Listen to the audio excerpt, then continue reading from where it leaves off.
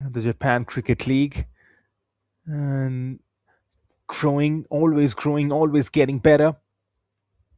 The Sano International Cricket Ground has some incredible vibes, and Japanese cricket has been making some massive strides lately, especially after their strong showing in the ICC qualifiers. And right then, already in anticipation for the first ball, the umpires are just giving the signal. Here we go, the first ball. Cautious approach. Should take a single and should get up the mark, I believe. Yes, they are the first runs on the board. So a very calm start, a cautious start. Interestingly, they have gone with the spinner early on. It's Khan who's going to bowl the first over. I think that's a right decision. They've also got a slip in position, the Rising Stars club. And now that slip has probably gone into a much more deeper position.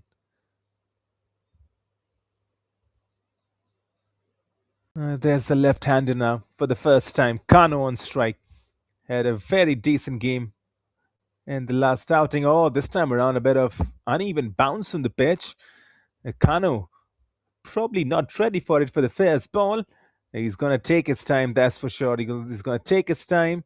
He's going to settle in nicely. There's going to be no nerves whatsoever. It's Kimura. Just to correct, Kano was the right-hander. Nice Kimura, Shogo Kimura, the main man who's making all the headlines recently. Oh, once again, from the inside edge. Is he gone? Yes, he's gone. Kimura walks away, and that's a big wicket for Khan. The Rising Stars Club have got their first wicket, and is the main man, is the big man. Shogo Kimura departs. And this is exactly the kind of start the Rising Stars Club would have wanted. It's 1 for 1, and Khan does the trick. I mean, the captain got the spinner on board, and he obliges.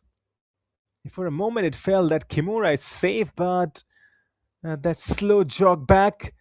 There's not a lot of celebration, muted celebration, but that took an inside edge, clipped the bails, and Shogo Kimura has to walk away. Scored brilliantly in the previous innings, 92 from 59. That's cricket, by the way. One match, you're a hero. In the second match, luck could be against you, but well done for Khan. And the way he's bowled, made sure that there's a lot of drift onto the ball, and then sometimes you gotta have a bit of luck in your favor as well. So easily that could have been an inside edge and probably run away for a boundary, but on this occasion, it's just clipping the bails, and already we've got the first wicket of the match. And this is the kind of start the Rising Stars would have wanted. Currently sixth in the points table in Group A. They need a victory today, and they need a victory against the top sides. Well, they've got a top batter out. Khan once again will continue. The left arm spinner. He would be fresh after that exploit. Here's Khan once again to the new batter. Oh, he's creating all kinds of trouble right now.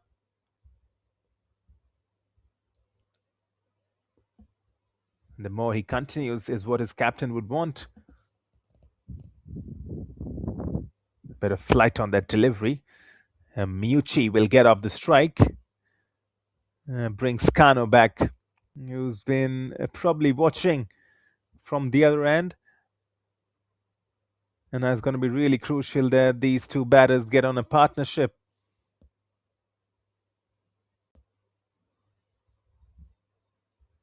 Good bowling from Khan. Really good bowling. That's the kind of first over you want. Well, end of the first over. It's 2 for 1.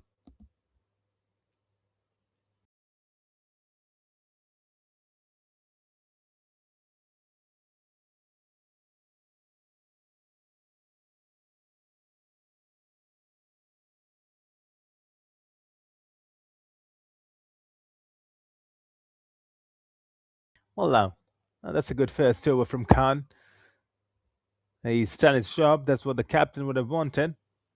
And now to capitalize, the second bowler has to make sure that he also gets the liner length right. It's going to be really interesting to watch what the captain decides. I think he's going to go for a spinner once again. So spin from both ends, maybe. Well, this time around, it's a bit of pace coming in. So that's a smart strategy. Khan has just bowled the first over. He's got a wicket to his name. He's got the big wicket, and now the Wyverns Cricket Club. I won't say in crisis because you know what? I mean, it's a 20-over game, and you cannot judge the game by the first over. There's a lot of potential left, and these two batters have got striking ability. Here's the first ball of the second over.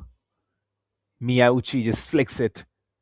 He's done well in the previous game against the Tokyo Dragons. Wataru Miyauchi came on to bat later on after the exploits from Shogo Kimura and Rahil Kano, scored 22 from 11 deliveries, strike rate of 200. And in modern T20, I think that's the definition of a batter. A lot of stress on strike rates these days. And if you're playing at a strike rate of 200, definitely you're going to be applauded, and definitely there's going to be a lot of eyes on you, and definitely that's what Wataru Miyauchi would be trying to do once again today. This time around, he has to play a different role, though. Strike rates probably could wait. He has to reconstruct and build the innings. Alamgir with the second ball. Oh, quick single taken. Good running between the wickets. That's the kind of fitness cricket demands these days, and you've seen that, right? And probably with the modern cricket now evolving, stealing those singles and converting those singles into couple. That's art running between the wickets. On the pads, there's a slight appeal by the slip fielder, but I think we're all pretty sure that's missing leg. And the umpire signals as leg byes. And Miyauchi trying to just whack that away.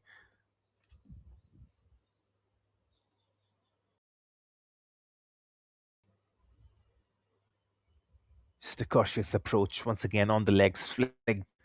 Just a thing. They're taking their time, and they need to do exactly that. But I really love the way Rising Stars Club have started this game. They're bowling on the right line, the lengths are right, and I mean, they won the toss and decided to bowl. Here's Alamgir once again. Oh, this time around wagged, but just a single. The connection is what he's looking for, but the connection would only lead into a single. The mid-on fielder does the job.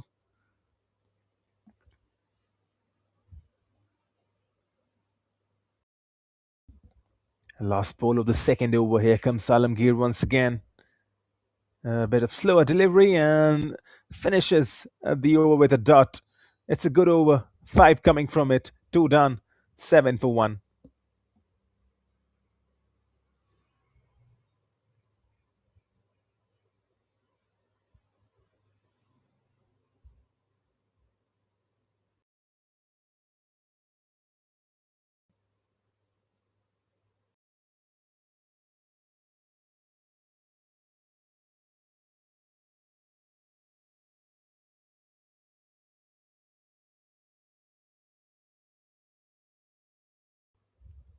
Well, back again. After 2 is 7 for 1. Kano and Miyauchi trying to just strike a partnership. After that early breakthrough, Khan getting the first wicket, the big wicket of Shogo Kimura. First ball of the third. Still a cautious approach, and I think this needed.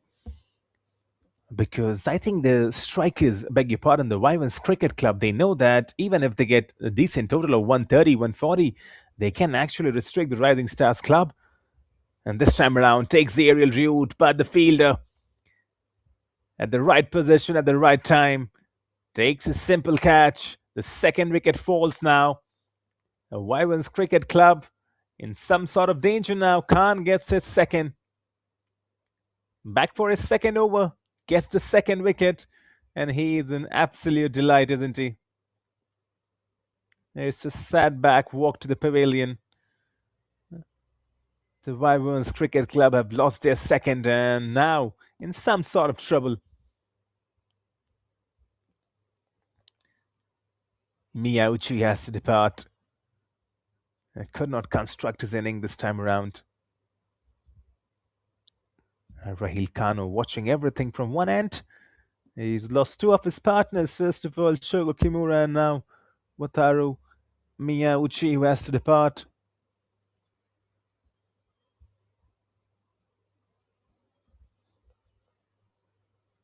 And the new batter now has to make sure that he sort of weaves the partnership, because the partnership is really important. Here come Khan once again. Good defense. That's the kind of sound you want the bat to make when you're facing the first ball. Just get the nerves calmed in. Oh, this time around beaten. Good bowling once again from Khan. He's got his stingers up. He's bowling quick. He's also mixing it.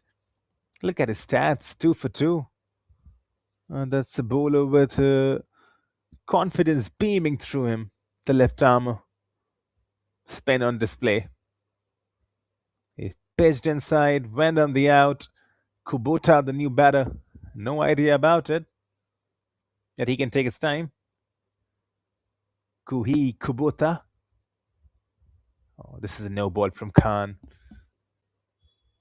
A bit of a reprieve from the batter after consistently hitting the length, and now the umpire signals for the free hit. A bit delayed signal, but Kubota will definitely take it, and he would want to latch onto it. Try and just get himself going. Oh, gives himself a bit of space. Could not make the connection he would have wanted. Good bowling from Khan. Ends the over. It's a wicket maiden. 3 done. 8 for 2.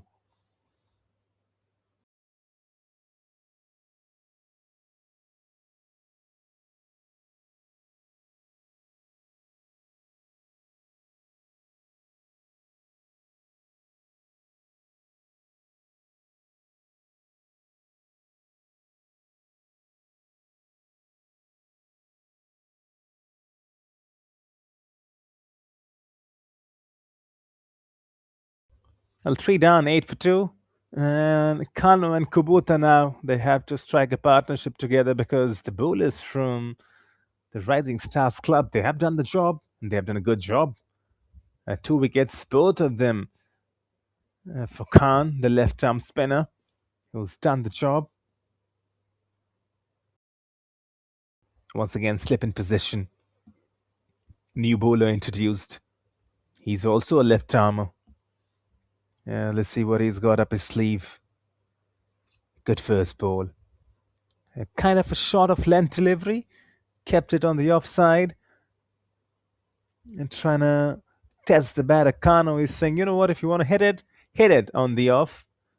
Shimul now the new bowler. The left armer, the off spinner. Bowling round the wicket. Oh, once again, the same length. But this time around, the ball comes in. If you watch those two deliveries, probably the same length, but the results were very different. The previous ball stayed straight, and this one from Shimul came inside, and that's why Kano was in a bit of trouble. Has to understand the line and length quickly on this pitch. Bet Fuller on this occasion. Cut really well. Should be a couple of runs. And that will give him a lot of confidence, Kano. It is a couple of runs. Good running between the wicket. You see that region that we are talking about, right, for a right-hander. And the cover point region, the point and the cover region, that could be profitable considering how power plays are going right now. Now this time around, once again coming inside. So Shimul has got that variation. We've seen 4 deliveries, 2 of them have left the batter and 2 of them have come inside. And so Kano has to be absolutely sure of the balls that he's facing. Shimul, number 9 on his back. Fuller length this time around leaves the batter. That's the danger. That is the danger that we have been talking about. He's very unpredictable. We saw Khan also getting some spin, but Schimmel, he's the way he's creating that angle for himself. Look how far he is and how he's coming in. The left armor, fuller length delivery this time around, well negotiated by Kano. I think he's just being a bit cautious right now, Kano. End of the over, two coming from it. 4 down, it's 10 for 2. A really good start for Rising Stars Club. Stay tuned.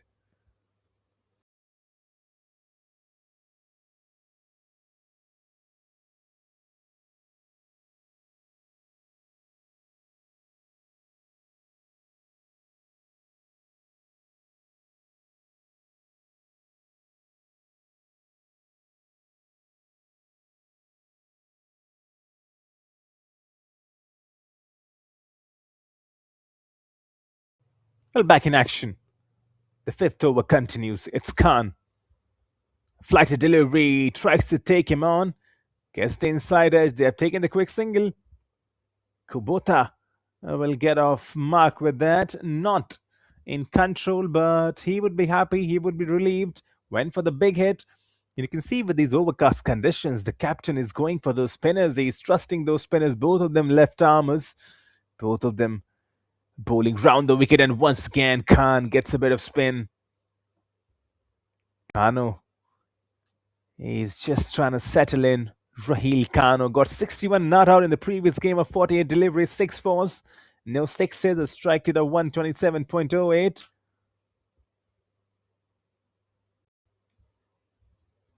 And this time around leaves it. Just watching the ball till very late, giving Khan the respect he deserves. He's bowled 2.2 overs, make that 2.3. 5 runs to his name only. That's good bowling. Khan continues once again, and this time around, there is a bit of room to hit. The umpire signals it as white. I think Kano can take it if he decides. I think that's just a cautious approach right now because wickets have been falling.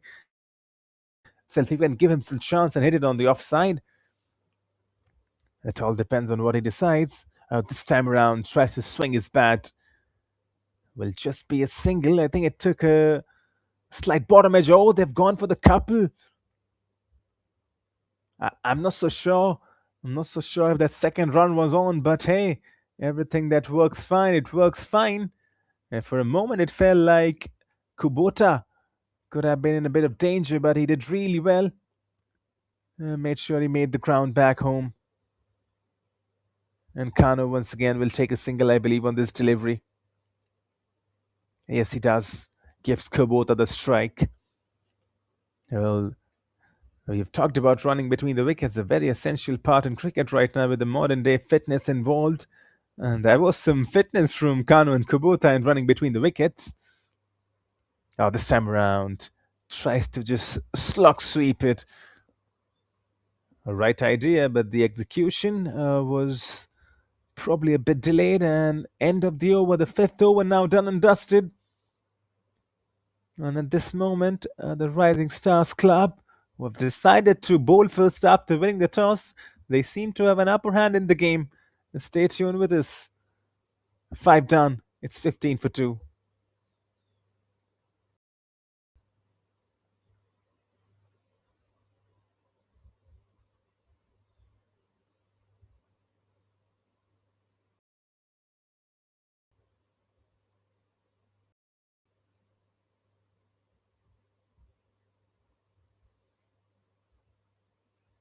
A bit of misfield. Not too costly though. Well, they would probably want to stop that, but looking at the context, the Rising Stars Club, they're sitting pretty comfortably right now. So, I mean, of course, they would want those misfields to just reduce, but hey, they can afford it a bit. They're bowling really well. Once again, was there an inside edge onto it? The keeper missed it, but I don't think there's an inside edge because the reaction would have been pretty different as Shimul once again continues. Really interested to watch how Shimul creates that angle while bowling. Kanu on strike. Will he take him on? Well, probably thought for a second, but in the end, just a late cut. towards that flight slip region. He's trying to just stabilize this innings, Kano. He's got 9 runs from 16 deliveries, and at this point, he's not taking any chances. Overcast conditions, we have already seen that in Japan right now, rain could also be a possibility. Shimul continues. Good striking from Kubota. He was looking for the second once again, so there's your sign. Kubota always ready. He's a fit lad, that's for sure. Kohei Kubota. Whipped on offer. Kano should have gone probably onto the offside. Good fielding though.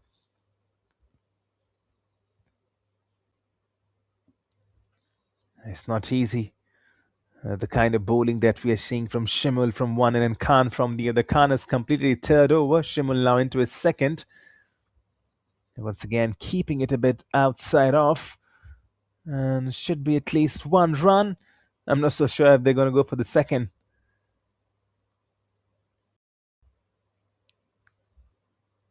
A bit of a footballing attempt in that fielding recovery.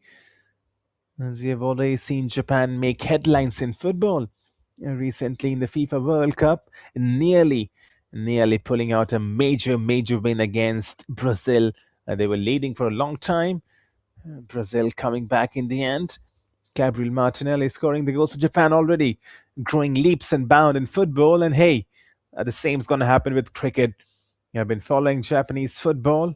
I've been following Japanese cricket and really love the methods and the techniques they use. They're really fast.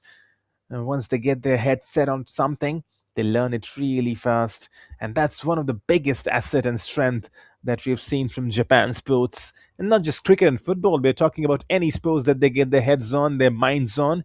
They learn it really fast. And exactly that's what's happening with cricket right now. It's in a growing stage. It's in a growing phase. But luckily, their Asian counterparts have got a lot of knowledge and a lot of experience. So I think the entire system could work together. Indians, Pakistanis, Bangladeshis that play really good cricket right now in the subcontinent. I think all those Asian nations can merge together. And cricket in Japan, of course, is going to be a massive success as the 7th over now continues. Oh, this time around, a bit of zip on the ball comes inside. We are seeing masterclass bowling right now. This is what the Rising Stars Club needed. They needed that bowling to fire on, and Alamgir continues. This time around, Kubota tries to take the aerial route. Will only be a single though. Oh, well, good running between the wickets. They forgot that Kubota likes to run a lot. He's got a couple of runs on his belt. A good thing is that we've already seen some singles being converted into doubles, and Kubota is slowly getting up the run board. Slow and cautious start. Oh, slower delivery from Alamgir. Mixing it up. And that's where the genius of a bowler lies, right? Especially the modern bowler, the T20 bowler. He has to mix it up. You got to have a lot of variations in those wrists and those fingers. And Alamgir is showing those variations. Oh, this time around, he's bowled him. Just when a partnership was building up, Alamgir does the magic. Third wicket falls down for the Wyverns Cricket Club. It's 23 for 3 and Alamgir with a beauty. Peach of a delivery coming inside. Probably a bit of slower one. Jacked back in and nipped the stumps. And Kubota has to depart. What a ball that was. And if possible, the replays will tell us the story, but it was an absolute delight. The way the ball just nipped back in, and Alamgir does not have serious pace. He's relying on his finger movement. He's relying on his wrist movements and conditioning. The overcast condition right now definitely plays a part. If you ask any bowler, where do you want to bowl? These is the condition. These are the kind of pitches, and these are the kind of weather that a fast bowler would like to bowl. Alamgir definitely a medium pacer, but A peach of a delivery. That's what we are saying at this time. I love that. And definitely, his team is on top right now. Well, it was the battle of third versus sixth in the points table. Just 2 points for Rising Stars Club in their core of 3 games. That 2 point came from a game that was abandoned. So in the 2 games that they have played, out of the 3, they've lost both the games, and a win was really required today. And that's a really good start. Oh, once again, a bit of extra bounce on display. Alamgir just conceding 6 runs. Is about to finish his second over, the last ball probably remaining. He's got 1 wicket, 2 runs in this over, and 1 wicket to show for it. Last ball coming up from Alamgir. Oh, once again, good bowling. And you can see hands on his head. He knows that he's done the job. A bit of high fives coming in. It's 7 done, 23 for 3.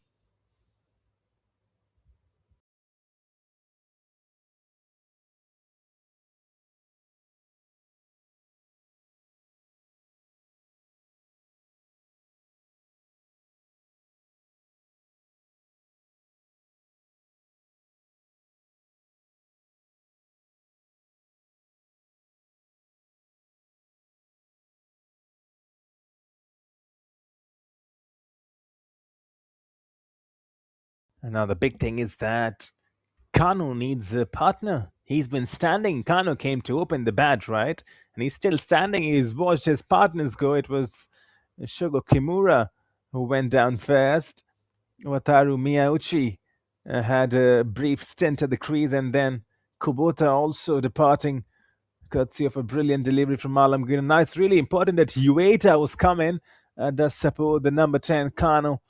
He was probably battling it out all alone, 12 from 19, but do not look at the strike rate right now. The team needs a building phase. Once again, spin coming in, play on a miss. Tried going with soft hands, tried playing it really late. It was too late, probably. The bowlers from the Rising Club, Rising Stars, definitely have done a fantastic job so far in the game. And this time around, down the ground, Kano says he's taken enough. 4 runs to him, the first boundary of the match, and it's come after 7 overs. A bit of aggressive approach now from Kano. He knows that the time has arrived. Raheel Kano scored a half century in the previous game. He's got the fiery instincts in him. Had to take a very different approach in this game. Shimul, he would look to extract some revenge now. Oh, this time around, Kano once again lifts it up. Lucky for him, it falls between 2 fielders, and once again they've stolen a double. 2 runs. That's good running between the wickets. I love that, don't you? Kano showing some aggressive intent. Has to be careful though. I think he's got the runs for the over now. He's got 6 runs in the over. Can just calm down. Probably try and take a single, bring in Ueda on strike. Flighty delivery, that's what he was trying to do. Kano, Raheel Kano just trying to take a single this time around, but good bowling from Shimul. Good comeback. Yet to pick up a wicket into his third over, Shimul. He's always trying to keep it outside the arc of the batter. You can see he's just flighting it up. And we've seen that he's got 2 kind of bowls, right? One that at the same length, right? At the same length, the one ball that comes in, and the other that leaves the bat, and the third that stays straight. So there's 3 variations we have seen from Shimul, and that's why he's a tricky bowler. Interesting field position, by the way. They've removed the slip, and there's probably a leg slip that's come into picture. So probably that's a strategy, or probably that's what the captains and the analysts have decided. Nonetheless, 8 overs done. It's 29 for 3.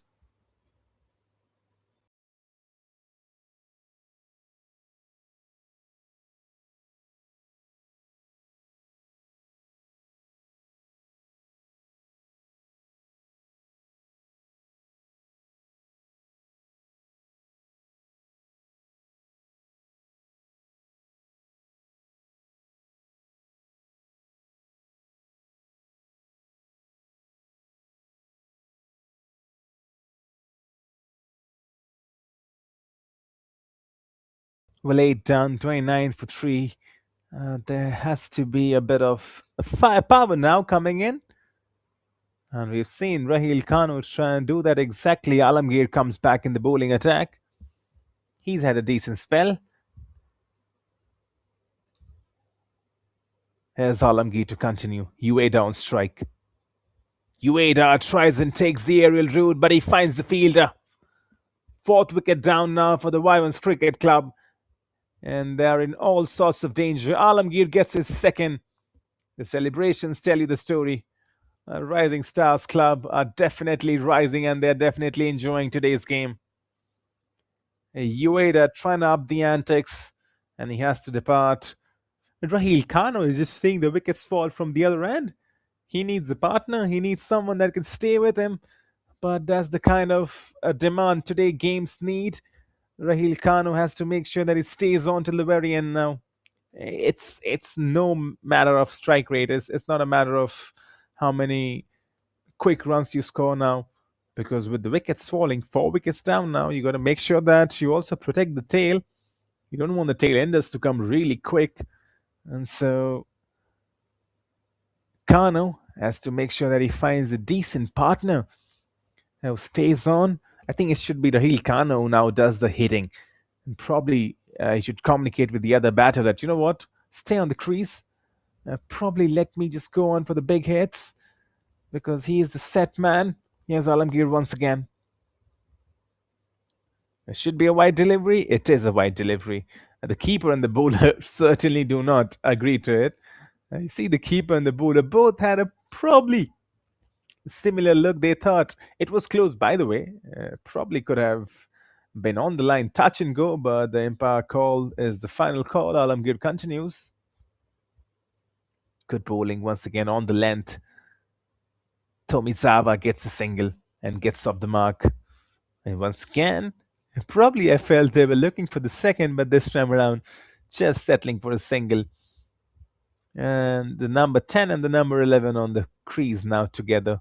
They have to strike a partnership, but if it's football, those two numbers are really crucial. The 10 is usually your best player, and the 11 is also the substitute to the best player. Alamgir continues. Kano giving him the respect he deserves, but coming back to it, I mean, if you watch Prime Barcelona, which a lot of these Japanese fans and a lot of Asian fans have definitely watched, Leo Messi wearing the number 10 jersey, Neymar Jr. getting the 11th. And so, tactically, if you're a fan of numbers, numbers do play a part, and Kano definitely wearing the number 10. And he goes down the ground. But there's a fielder, he's going to cut it off. Just a single. Kano was looking for the second. Oh my word. It's a run out and the set batter has to depart. Rahil Kano, he was looking so good, but a costly error. And the 5th wicket falls down now. Wyverns Cricket Club. Under these overcast conditions at the Sano International Cricket Ground, dark clouds looming on their batting attack.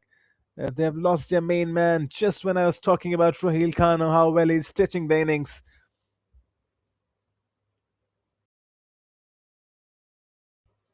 Just probably a lack of focus. He was looking for the second. Denied by Tomizawa and couldn't get back in time. Good fielding though. And that's what we've been talking about in all aspects today. Rising Stars Club have done really good. Because the ball was hit at some pace. There was a chance of a second, to be honest, with the way we have seen them running today. Their running between the wickets has been good. And there was a chance. The ball was hit towards that long off region. The long on region, if I have to correct myself. And then there was a bit of chance available. And now, with the 5th wicket going down and the main man going out, there's a lot of worrying signs for the Wyverns Cricket Club. But hey, I mean, if they can still get to a decent total of more than 120, 130 is what they should have probably on their mind. It could be a decent approach. It takes an edge, but the slip fielder was ready. And Alamgir definitely is enjoying himself out there. Wicket on the first ball, and then leading into a run out. Well, of course, it's not going to count into his wicket tally, but that run out definitely, he was a vital part of it. The throw was at the bowling end, and Alamgir completes its quota of 3 overs. He's going to be back for the 4th, that's for sure. And 9 done. 5 wickets down for the Wyverns Cricket Club. Now you look at this over from Alamgir. Started with a wicket and then a wide, a single, a dot ball. Then that wicket, the run out, the big wicket, Raheel Kanu. He would be really disappointed when he's going to go back and watch that footage. He's batting so well. Was taking his time, was stitching the innings. The Wyverns Cricket Club in a bit of danger right now. Just got to make sure that they come out of it. Crisis is, of course, real right now on them, but hey, good teams, they get out of crisis, and that's what they need right now to get out of crisis. Masuddin comes in, the new batter, alongside Tomizawa. It's a very challenging situation because 2 new batters on the pitch, overcast conditions, and against a team that's really enjoying their bowling. And as we talk about bowling, there's a change in the bowling attack. And so we've seen 3 bowlers so far: Khan, Alamgir, and the left-arm spinner. And now a bit of change. Let's see how important this change could prove for Rising Stars Club, who have bowled really well today. They got plenty of left-armers. A good angle created. Good first ball to start the over. They're trying to play with soft hands, the batter, and misses it altogether. And that's what we have been seeing all together today in this game. Plenty of those bowlers are left-armers. We've seen Khan, the left-arm bowler, and now the left-arm medium pacer. Good first 2 balls from him. Tomizawa on strike. He's been joined by Hashimoto, and they need to stitch a partnership together. It's very important. That's the need of the hour right now, partnership. Gotta make sure that they can stay together. Lemon, the new bowler. Pulling over the wicket, the left armer. Oh, once again, yorks him, probably just taking the pace of the ball. And if you look at Rising Stars, I mean, there's a really good story about them.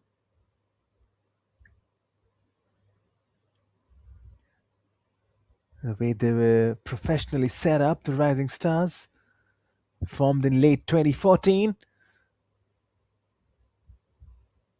Bit of wet turn off, a lot of wet turn up, and the keeper is probably appealing, but the referee, beg your pardon, the umpire, he knows it. That's the wide.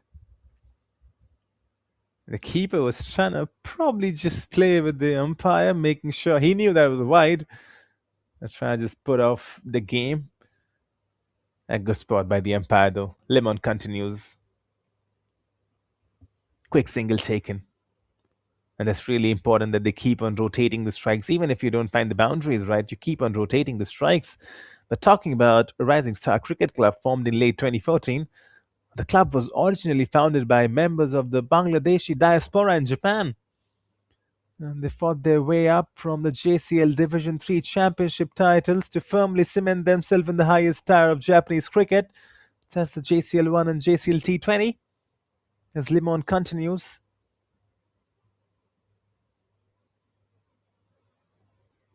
Good batting. Just giving himself a bit of room, and then towards the square leg region, stealing a couple of runs. And that's what I was talking about, right? Keep the strike rotating. Those singles and doubles would be really crucial for the Wyverns Cricket Club. They have not faced such kind of crisis so far, but to be honest, they have played only 2 games and one of them were abandoned. in the one game that they played. The batting was really impressive, 198 for 2 in the quota of 20 overs. But this time around, completely different dimension, completely different story. As Limon completes his first over, he's been economical, as so have been the rest of the bowlers for the Rising Stars club. 10 done. It's 35 for 5.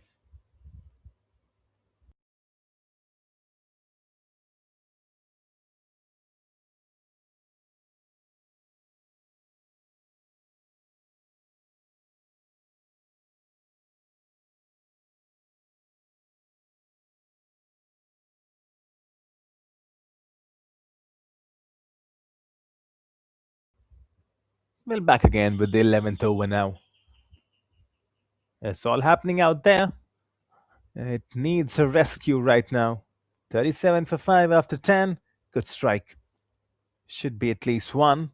They could even look to steal the second. This time around, absolutely no chance of going for the couple. Just seen a run out happen of their main man Rahil Kano, so a bit of cautious approach. Alamgir continues into his fourth over now, 10 for 2. That's his figure so far. A bit of room, but this time around the ball comes in. So if you see Alamgir, he's got a few variations as well. The ball pitched and then it came inside. And Alamgir definitely has caused all sort of troubles for his opposition.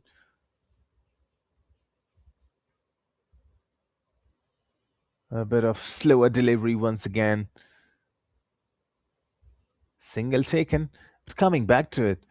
I mean, the tactical identity of the Rising Star Cricket Club, they're known for absolute dramatic flair. They have a history of pulling off tight chases out of nowhere. And this time around, they have made sure that they have out-toppled the top opposition. Alamgir continues. Should be a single. It is a single, easy running. Calm and composed right now. This is what they need to do right now, the Wyverns Cricket Club. Just keep on pushing those singles and doubles.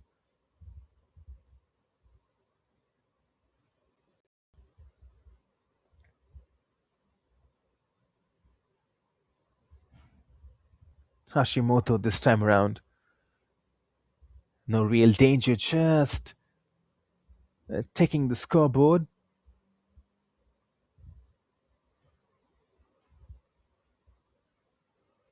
You talk about the Wyverns Cricket Club. They are clean, structured, and heavy on domestic Japanese national talent. And they play a very traditional, low risk of T20 cricket that relies on putting up a big score and squeezing teams with strict line in the field. But this time around, they have to fight and they have to squeeze for every run out there because 5 wickets are down and 11 overs are done and dusted. It's 42 for 5.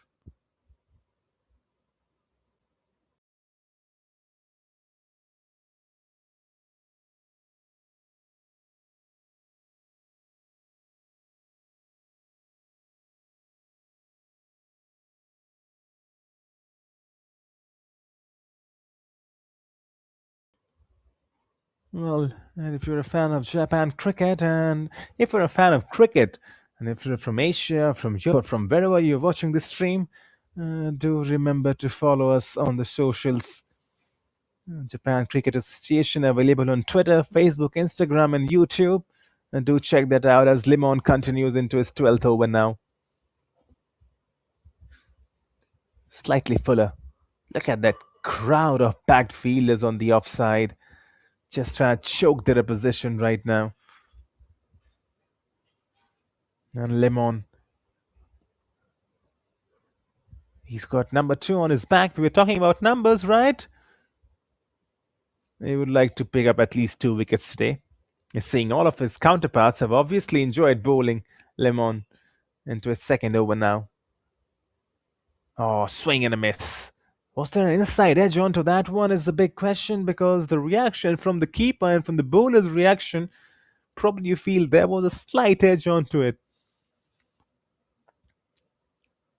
They wouldn't mind it too much, to be honest, because they are on the top right now, the Rising club. But hey, remember, things could change very quickly because they would be batting, and the lesser the score, the better for them because Wyverns Cricket Club. And the one game that they played, their bowling was top notch. Onto the leg side, it's high in the air. Good fielding, quick onto it.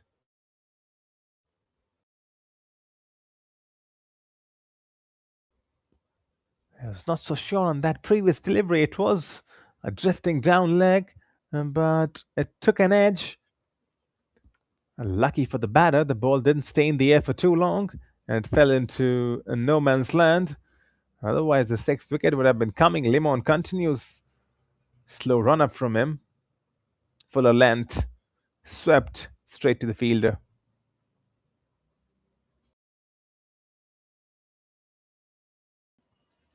Right then. It's a pleasing weather condition. Perfect weather to play this beautiful game of cricket.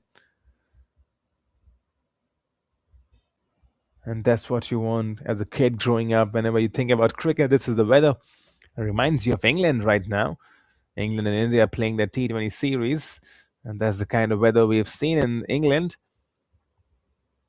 Once again, a bit of short delivery. And there's an inside edge onto it. The keeper believes that the umpire said it's a white ball. Well, there's some story. And both Limon and the wicket keeper, both the bowler and the keeper were absolutely ecstatic. They thought there's an inside edge. But the umpire, he was unmoved. He was sure that's a wide delivery.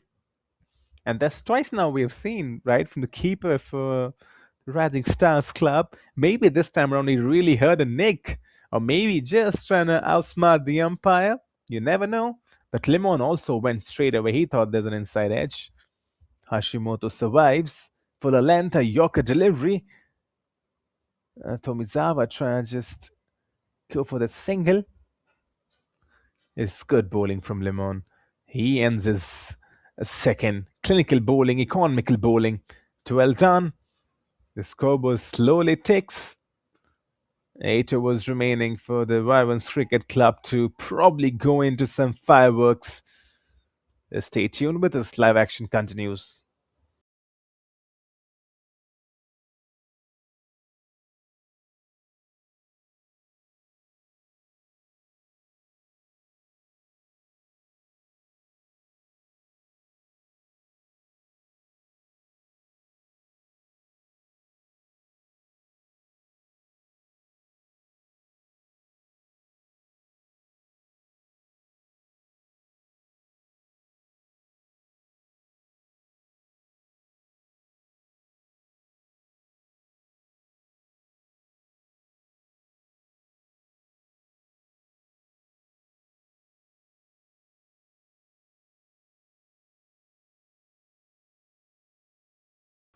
Well, back into action. 12 overs done. It's 44 for 5. And change in the bowling attack. The medium pacer. First ball whacked away. Does not get a lot of connection onto it. Will only be a single. Look at the projected score. If they go at the cut and trade, it's going to be 73.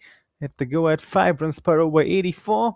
7 runs per over will lead them to 100, and 9 runs per over will lead them to 116. I think they're looking ideally 80 to 100 right now. And I think that's going to be a safe score. If they get to that total, they will be really joyful because the bowling attack for Wyverns Cricket Club can do the damage. Inside edge, the third man is deployed. Should be only a single. It is only a single. Good fielding.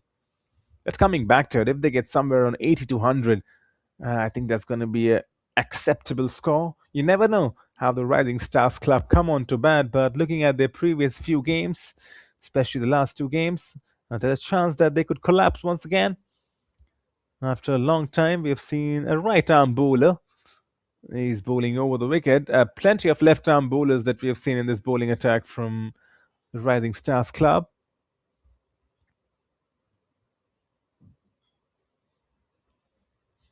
But now it's Soha coming into the bowling.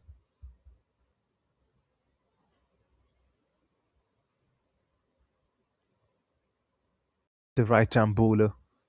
Bit of medium pacer. Bowling over the wicket, and this time around, he gets his first scalp. 6 wicket down now for the Wyverns Cricket Club. And it's Tomizawa who has to depart. He was batting really well, trying to strike a partnership with Hashimoto. That has to go back. 46 for 6.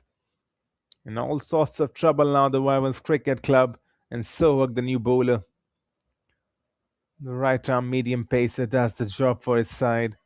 That's why he was brought into the lineup. That's why he was brought into the bowling attack. And that's what he's delivered. I'm sure the captain would be happy. It's been a clinical display from his bowlers today. And that's the kind of display you want when you're playing a tournament and when you're sixth in the table, just behind Tokyo Dragons, just above Tokyo Dragons.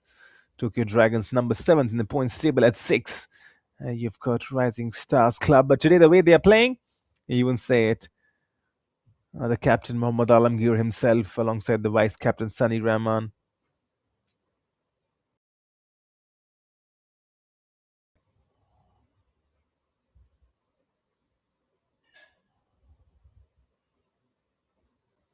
Sohag once again, good bowling. That ball came inside, but that takes an edge.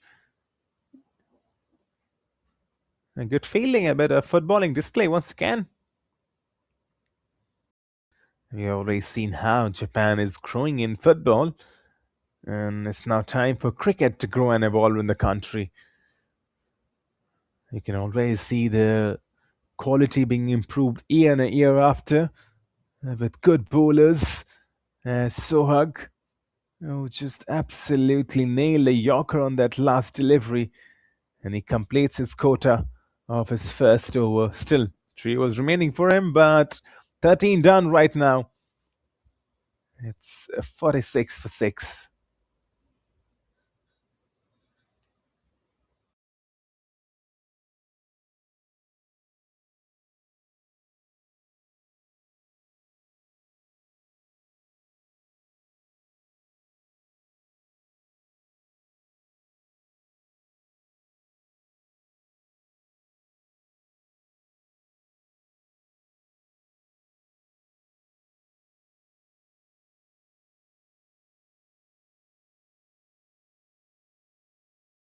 Well, Rising Stars, this is one department wherein they wanted to improve. If you look at the game that happened on July 4th, 2026 against the Tokyo Falcons, Rising Stars bowling first, they conceded 205 runs in their quota of 20 overs, and then while chasing, lost the game by 79 runs, and they were all out for 126. The good thing is that they nearly batted their quota of 20 overs. So Tokyo Falcons absolutely ran riot against the Rising Stars club and their bowling department. So that's one area where the captain Mohammad Alamgir wanted to improve, and definitely his boys have done that today. You're into the 14th over of the game. You're against a side that has come on recently against a big win against a quality side, and you have restricted them. And that's what good teams do, right? You got to find ways to come back. They bowled really well against the Chiba Sharks as the slip fielder comes into position, sweep shot, makes no connection onto it. Coming back to it, the first league game for Rising Stars against the Chiba Sharks, and they restricted the Sharks to 148 for 5, but in the batting display, all out for 99. Both the games they have been all out before the quota of 20 overs. And so there is that department wherein they want to improve, but look at them today, 48 for 6, restricting their possession, 7 overs remaining. 6 remaining after this, to be precise. And so they've got a lot of chance to probably win this and win this with a good run rate as well, because if they can restrict the Wyverns Cricket Club to probably 60, 70, get them out in the next 20 overs. Good spin on display. The ball was coming in and then went outside, and that's what we're talking about, right? Khan bowling his last over, 8 runs, 2 wickets, and he's once again trying to bowl a maiden. The left arm bowler was bowling round the wicket. Oh, this time around, nicely worked. Should be 4 runs. The fielder gives a chase in vain. Good batting from Hashimoto. That's a welcome boundary. And that was much needed. Just giving himself some space, playing it really late towards that back 1 point region. No fielder. You got 4 runs. It feels like we have got some delay in play. Could be a rainfall that's affecting it as the players have now rushed back. Well, the umpires onto the pitch. We'll get a wording really soon onto it, but it's 14 overs now done and dusted, 52 for 6.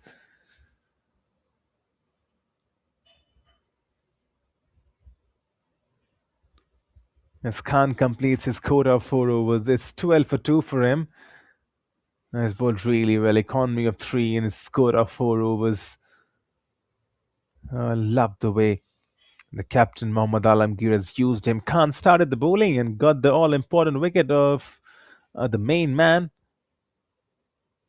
who's been really crucial for Wyverns Cricket Club. Look at the scorecard so far. Shogo Kimura departed early on. He goes for a duck. Khan getting the first wicket. Rahil Khan, who tried striking up a partnership. He was there for a long time. He departed courtesy of a very unfortunate run out.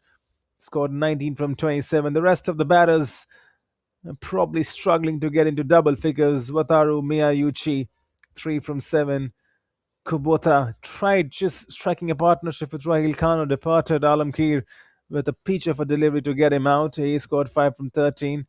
Look at the bowling lineup for the Rising Stars. Kayesh Khan, 4 overs, 12 runs, 2 wicket economy of 3. Mohammad Alamgir, 4 overs, 15 runs, 2 wickets for him as well. Shimul Limon, they bowled really well, but yet to pick up a wicket. And Mohammad Sohag in his first over gets the wicket for himself. 5 wickets, one of them was a run out. The 5 wickets on board. 2 for Khan, 2 for Alamgir, and 1 from Mohammad Sohag. And never really got a partnership going on. First wicket fell while the score was 1, and then the second on the 7th. And so probably always struggling to get a partnership together. And we are back from the drinks break. That was what we are getting the update. It just felt like the rain has maybe probably come back once again as the players just rushed back.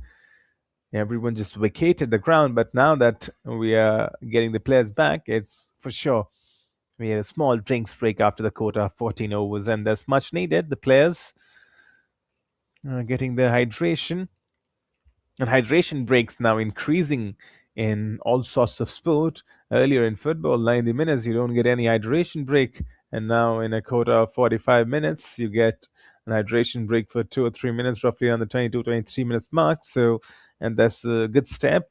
And sports is evolving, definitely. Athletes getting a lot more attention now, a lot more care. Well, with these overcast conditions, I mean, if you tell them to play 20 overs, they can go on with it. I'm so sure about it. But of course, I mean, drinks break have been a huge part of cricket from, I think, from centuries now. The gentleman game, as the 15th over comes in now, good ball inside. The batter was a bit uncomfortable. Good throw as well in the end on the turn. The left arm throw, and that's applauded. You can see the bowler and the number 10 for Rising Star Club, both of them applauding the effort, claps in sync, because that was a good throw on the turn. He was blindsided, to be honest, so even though it does not result in a run out, as Sohag now continues. He's already got 1 wicket, Sohag. He's making sure that he keeps on maintaining that decent line and length that he's known for. And this is the kind of score that you would expect the Rising Stars club to chase, but you never know. In football, in cricket, in any of the sport, a lot of things could happen. Hashimoto on strike tries to give himself a bit of space once again. Misfield. Should only be a single though. A short fine leg fielder. Cuts it out. You've got a third man position. You can see the idea. Sohag could go for those short deliveries outside off. So far, he's been economical. Fuller length should be a single only. It is a single. slowly and steadily piling up the runs.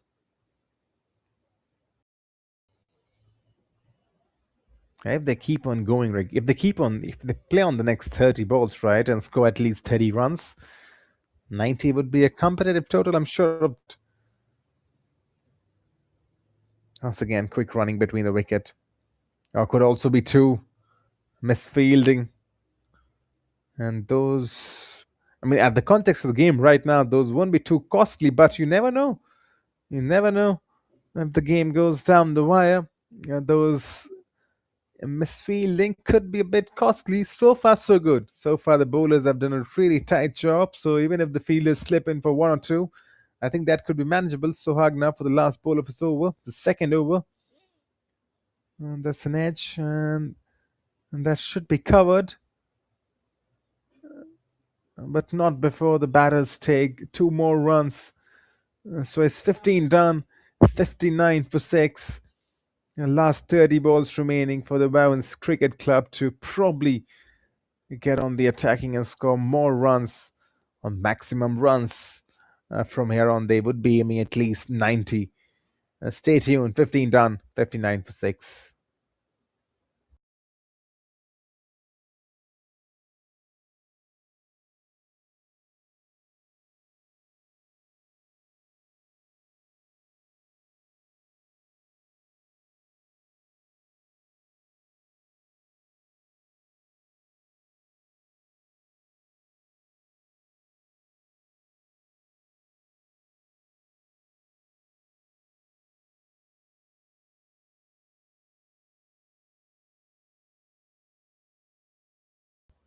Well, back again in action. Lemon will continue.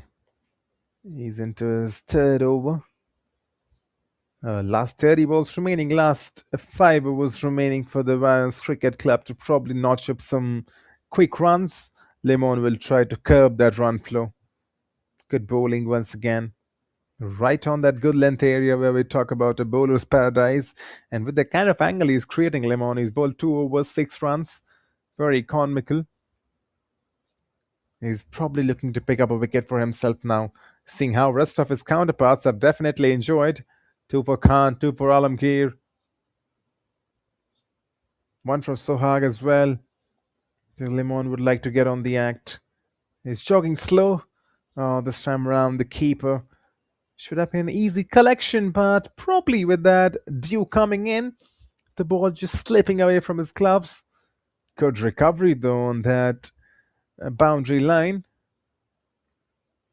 Really good recovery, saving a couple of runs for his team.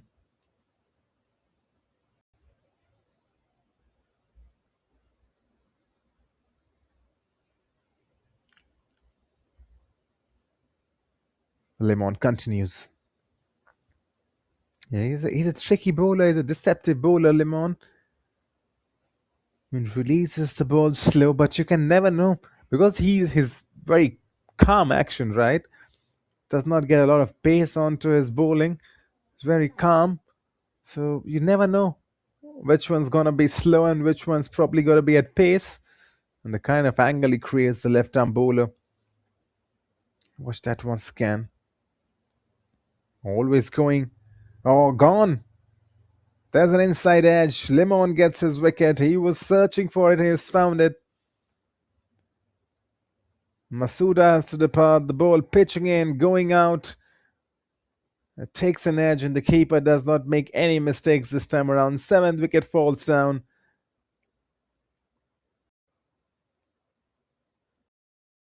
Lemon. He gets his man. He gets the breakthrough.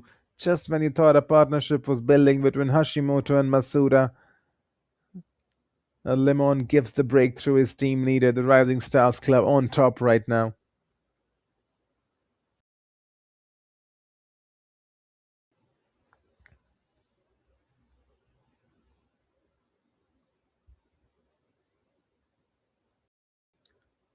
Well, to each and everyone who's tuning in to live action, here's what you have missed.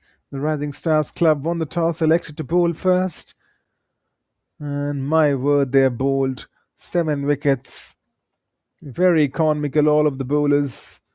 And to new viewers, welcome wherever you're watching.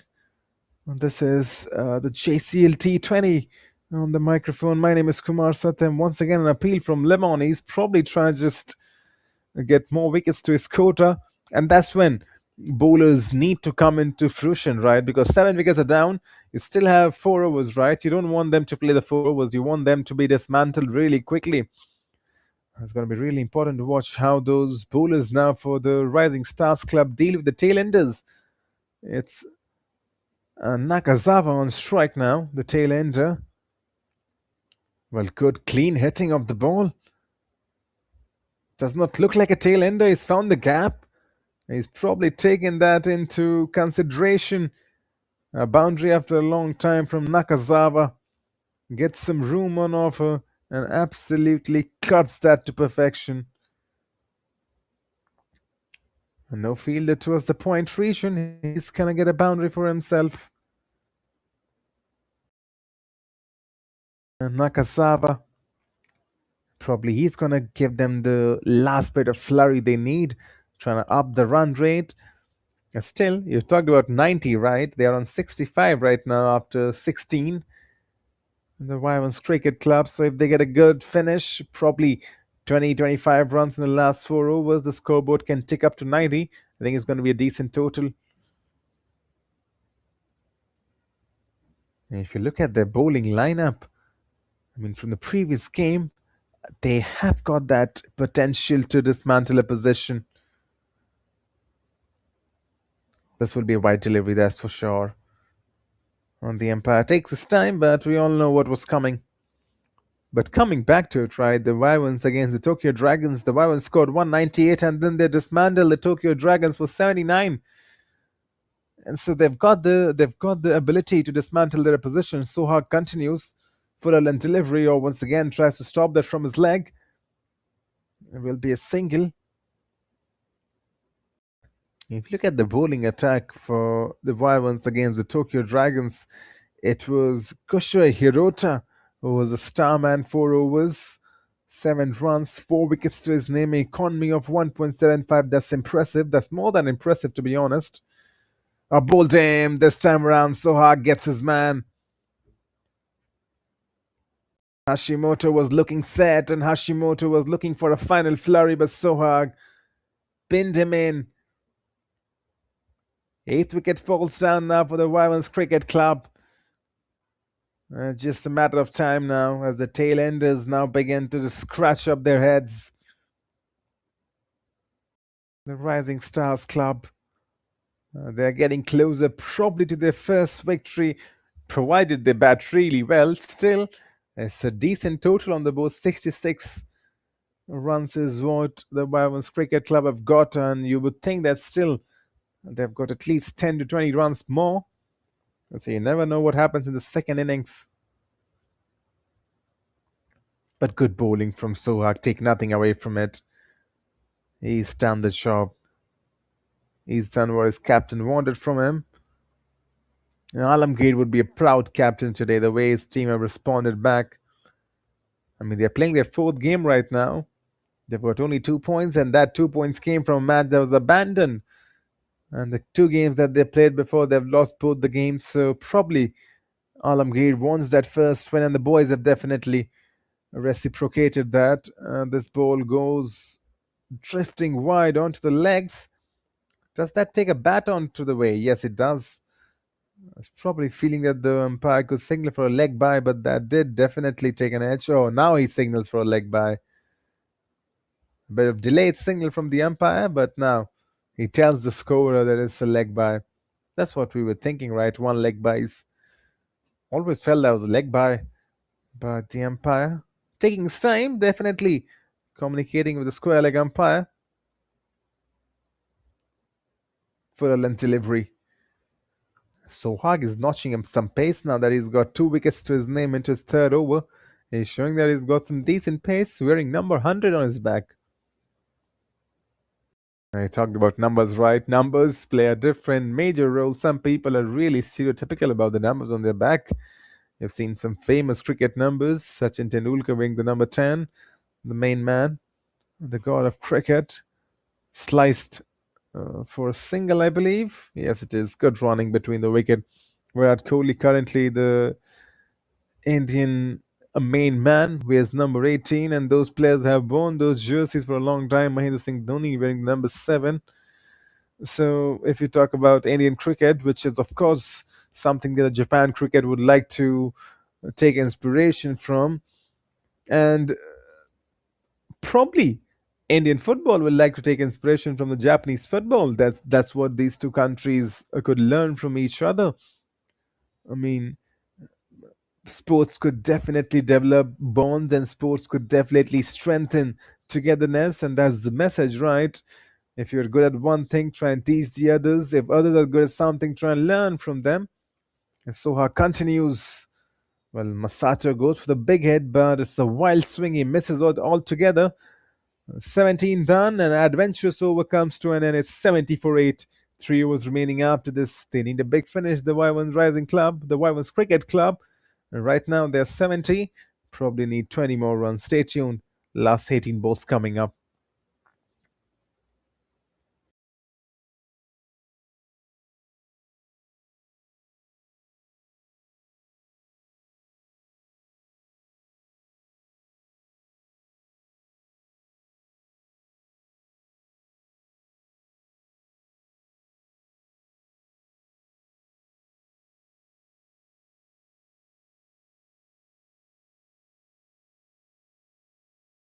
Well, we are live from the Sano International Cricket Ground in Tochigi, Japan. Well, the temperature is hovering around 27 degrees Celsius to 30 degrees Celsius, with highly humid and overcast conditions and a chance of intermittent afternoon showers. So this is the first game that's lined up. The scheduled time was 10 a.m. It began exactly at 10 a.m. We've got the second game lined up as well. So you would pray that the rain gods are probably a bit careful today, and a bit merciful is the right word, I would say, not careful. And mercy is what we are seeking from the rain gods. And because you've got a second game, which would be crucial at 2 p.m. That match begins. This time around goes to the big head. Shimul is back in the bowling attack for the fourth over. Hashimoto's got a decent start now, 16 from 24. He's gonna try and cash in these last 3 overs. And if he can make this big, that's what the team would want from him. Shimul, 2 dot balls in his last over. Flighted delivery once again. Make that 3 dot balls back to back to back.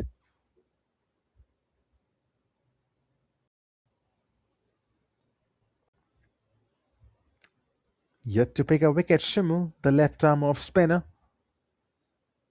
Number 9 on his back. We've talked about numbers a lot. There should be a single, a bit of confusion. It gets there in the end with a diving effort. Although he's seen one run out in this game. And that was courtesy of a bit of confusion. This time around, just a slight hiccup. We've seen Rahil Kano dismissed. He struck the ball down the ground, was probably looking for the second. The striker denied him and he could not get back in time. Did complete the 1 run though, Rahil Kano. Flighted delivery. Shimul is giving a lot of flight onto these deliveries. Really well played. Now the chase is on. It should reach comfortably, but the fielder cuts it down. Felt like the boundary was probably comfortable, but we've seen this outfield being fast though. If you hit the balls good, if there's a good connection, the ball will travel. And that was probably played with soft hand. That's why cut away easily. Masato, he's doing good. He has to do good alongside Hashimoto. Shimul now once again. Good defense, strong defense. Well, 18 down. Shimul completes his quota of 4 overs. Could not pick up a wicket, but he was really economical. 4 overs, 17 runs. 18 done. It's 73 for 8.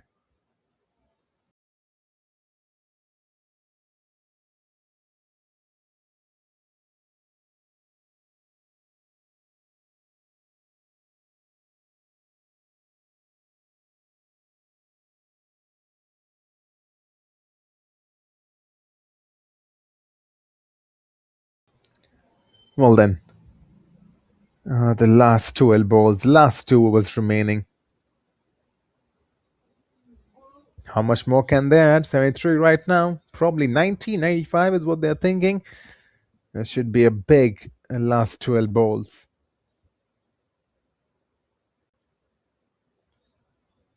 Quick single taken in.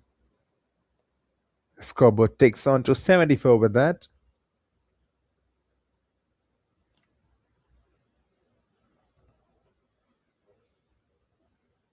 You talk about the atmosphere. The Sano is officially and essentially the Lords for Japan.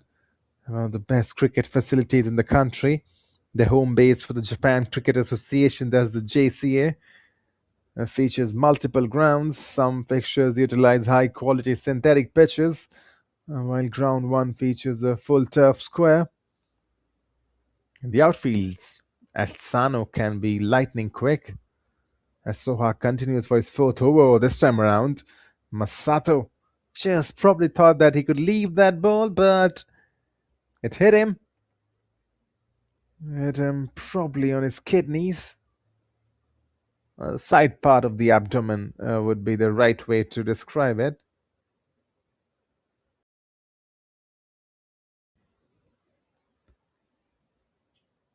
Sohago's got 2 wickets already. He's once again bowling into those fuller length areas. Oh, Masato makes that full fledged dive. He was not so sure about it. But coming back to Sohag, he's bowling those fuller lengths really well. You saw that Yorker, right? The one that he's got his second wicket off. That was bowled at good pace and that was executed. And those are the kind of deliveries that the batter has no reply to, no response to. See, a lot of modern day bowlers perfecting that Yorker.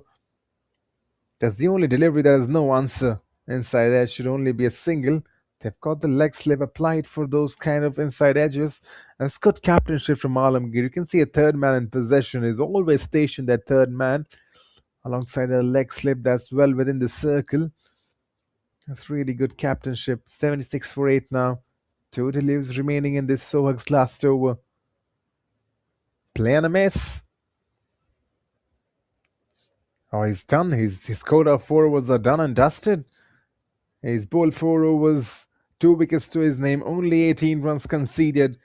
And that's a top notch bowling from Sohag. He's done his job. And 19 done.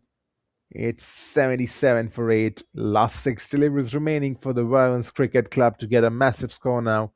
They need a final push.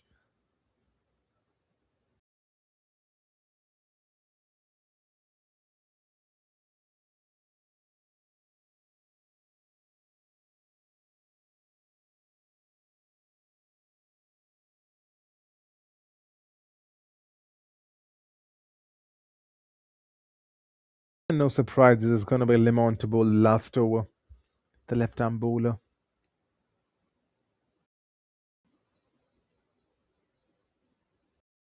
He's been economical. And now to finish, it's Masato on strike. Masato goes for the big hit, gets a decent connection.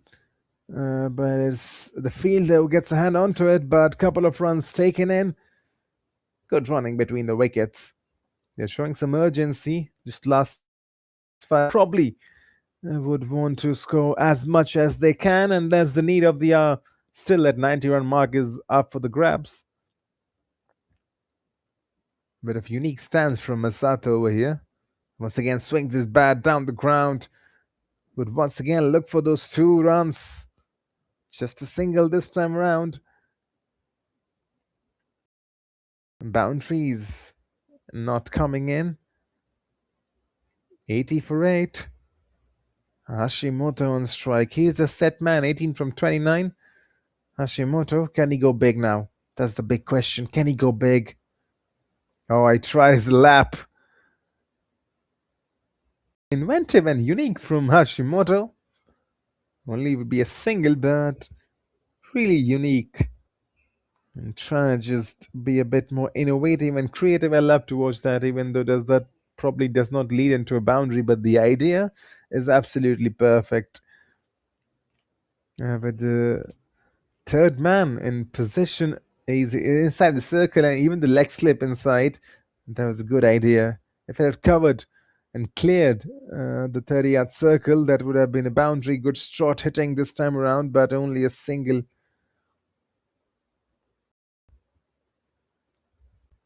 So Lemon in this final over has been economical, as he has been throughout, as all the bowlers have been for the Rising Stars club so far.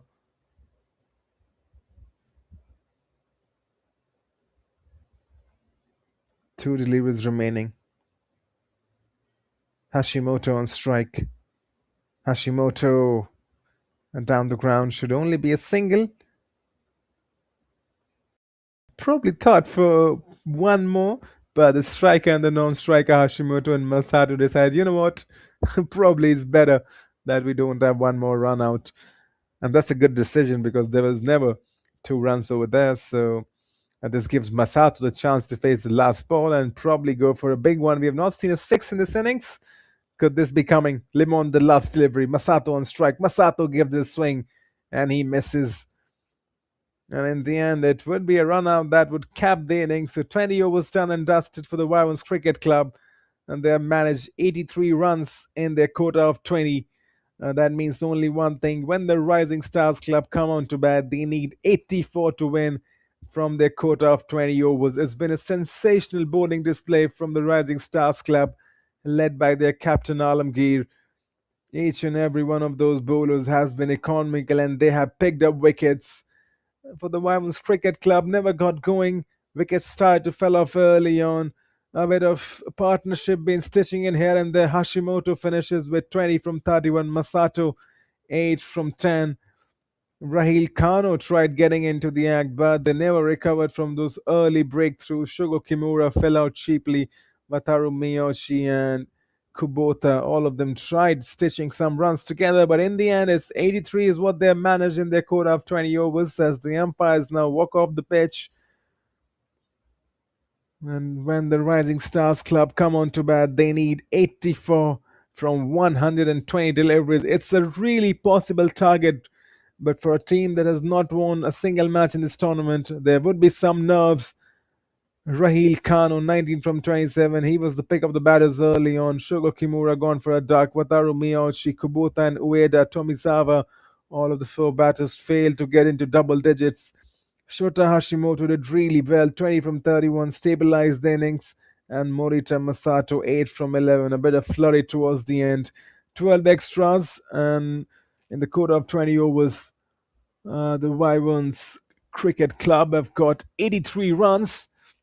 Not the best tally for them, considering how well they batted in the previous innings, the previous game against the Tokyo Dragons. Got 198 for 2, so that's a massive downgrade in terms of their batting attack. But hey, remember, different days, different conditions, different challenges today. The Rising Stars felt like they were a bit more charged up, they were a bit more fierce on the pitch. And you see, Alamgir got 3 wickets, Khan got 2, Lemon picked up 2, Sohag got 2. So all of those bowlers definitely coming into the act. Led by the captain Alamgir, he's been a sensational. And that ball that came inside, that clean bowl delivery was simply outstanding. I think that was the pick of the deliveries alongside that Yorker from Sohag. So those bowlers have today for the Rising Stars Club. Now, up to the batters to get onto the pitch and to produce something magical. Well, they don't need magic, to be honest, just a bit of precise hitting, being calm, being cool, and playing the balls onto the merit. For the Rising Stars, Kayesh Khan, 4 overs, 12 runs, 2 wicket, economical, just 3 runs per over conceded. Mohammad Alamgir, the captain, 4 overs, 15 runs, 2 wickets for him as well. Mohammad Suhag also joining their 2 wicket club in his quota, 4 overs. He conceded 18, got 2 wickets, and 1 wicket for Asif Limon.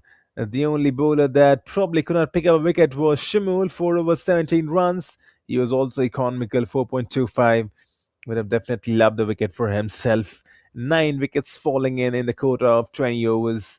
Never got going, the Wyverns Cricket Club. You look at the fall of wicket, right? The first one was Shugo Kimura, fell for one, then the second wicket falling for seven. With a partnership, it was 23 for three, then 29 for four, 32 for five, 46 for six. With a partnership coming in once again, 61 for seven. So there were a few partnerships being stitching in towards the end. A good partnership, though, between Hashimoto and Mosata from 67 to 83. Right then, this is what it's come down to in the JCL T20. Match number 10.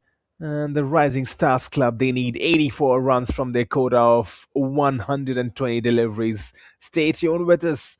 We will be back with live action really soon. Do not go anywhere. Kumar Satyam with you.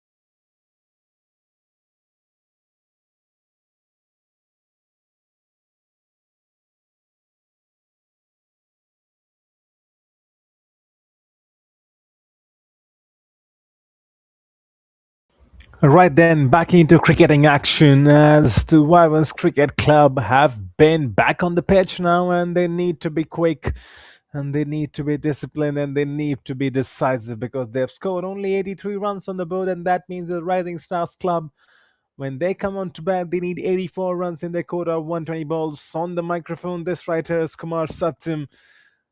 This is the JCL, the Japan Cricket League 20 overs format, and I mean, it's a delight to be here live on the commentary stream because the quality of cricket in Japan is increasing. And of course, with all the tournaments coming in, you got to tip your hats to the Japan Cricket Association as well, the governing body, the Japan Cricket Association, also, and Naoki Alex Miyagi, the long serving CEO, driving the modern strategy, and Tugil Bedingfield, the verified head coach and the chair of selectors for the national and A squads. I mean, the combined efforts from the Japan Cricket Association is definitely helping Japan grow in cricket, and definitely the JCL is a pioneer and a pillar.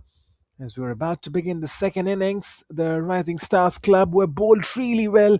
Now need to reset and need to get this total chase in a quota of 120 balls. They should do it, but remember, the Winers come into this match with arguably the most disciplined defensive bowling unit in the JCL T20, a very fresh of keeping their opponents under double digits in their previous outings.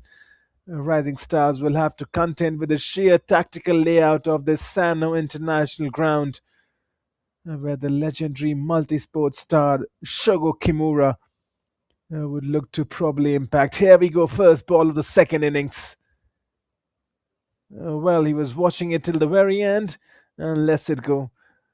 And that should be the kind of approach you see the Rising Stars club take because there's no real pressure on them.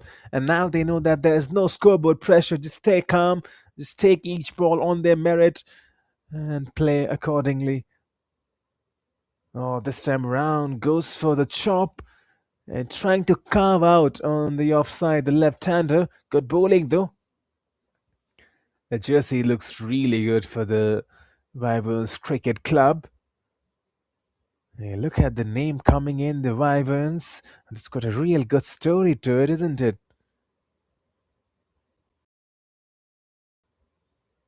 Third ball of the over, once again, keeping it a bit wide. Good first three balls, all three balls, dot balls, and probably keeping the same line and length. Tomizawa, who's into the bowling attack, the first two, Khan, alongside Ahmed, will open the batting. Khan has already got 2 wickets when he was bowling now to open the batting for the Rising Stars. Oh, this time around comes inside that ball. You can see that this pitch is offering. Definitely, this pitch has got some movement, right? And most importantly, with the overcast condition, there's going to be a bit of breeze blowing in. So the bowlers who are really good off their fingers, right, and off their wrist, the medium pacers like Tomizawa, they can really exploit the conditions. So far, a decent first over down the ground. It would be the first runs on the board for Khan, and it would be the first runs on board for Rising Stars Club. They are up and running. A good start from Tomizawa. 4 dot balls, and then the single coming of the fifth ball. That's the kind of bowling you need from the Wyverns Cricket Club. Everyone has to be absolutely top notch in their bowling department. You talk about Wyvern, right? Is the legendary mythical creature that looks a lot like dragon, but with one major anatomical difference. As Tomizawa is here for the last ball, this should be a wide. Yes, it is. Well, coming back to the naming of the Wyvern Cricket Club, right?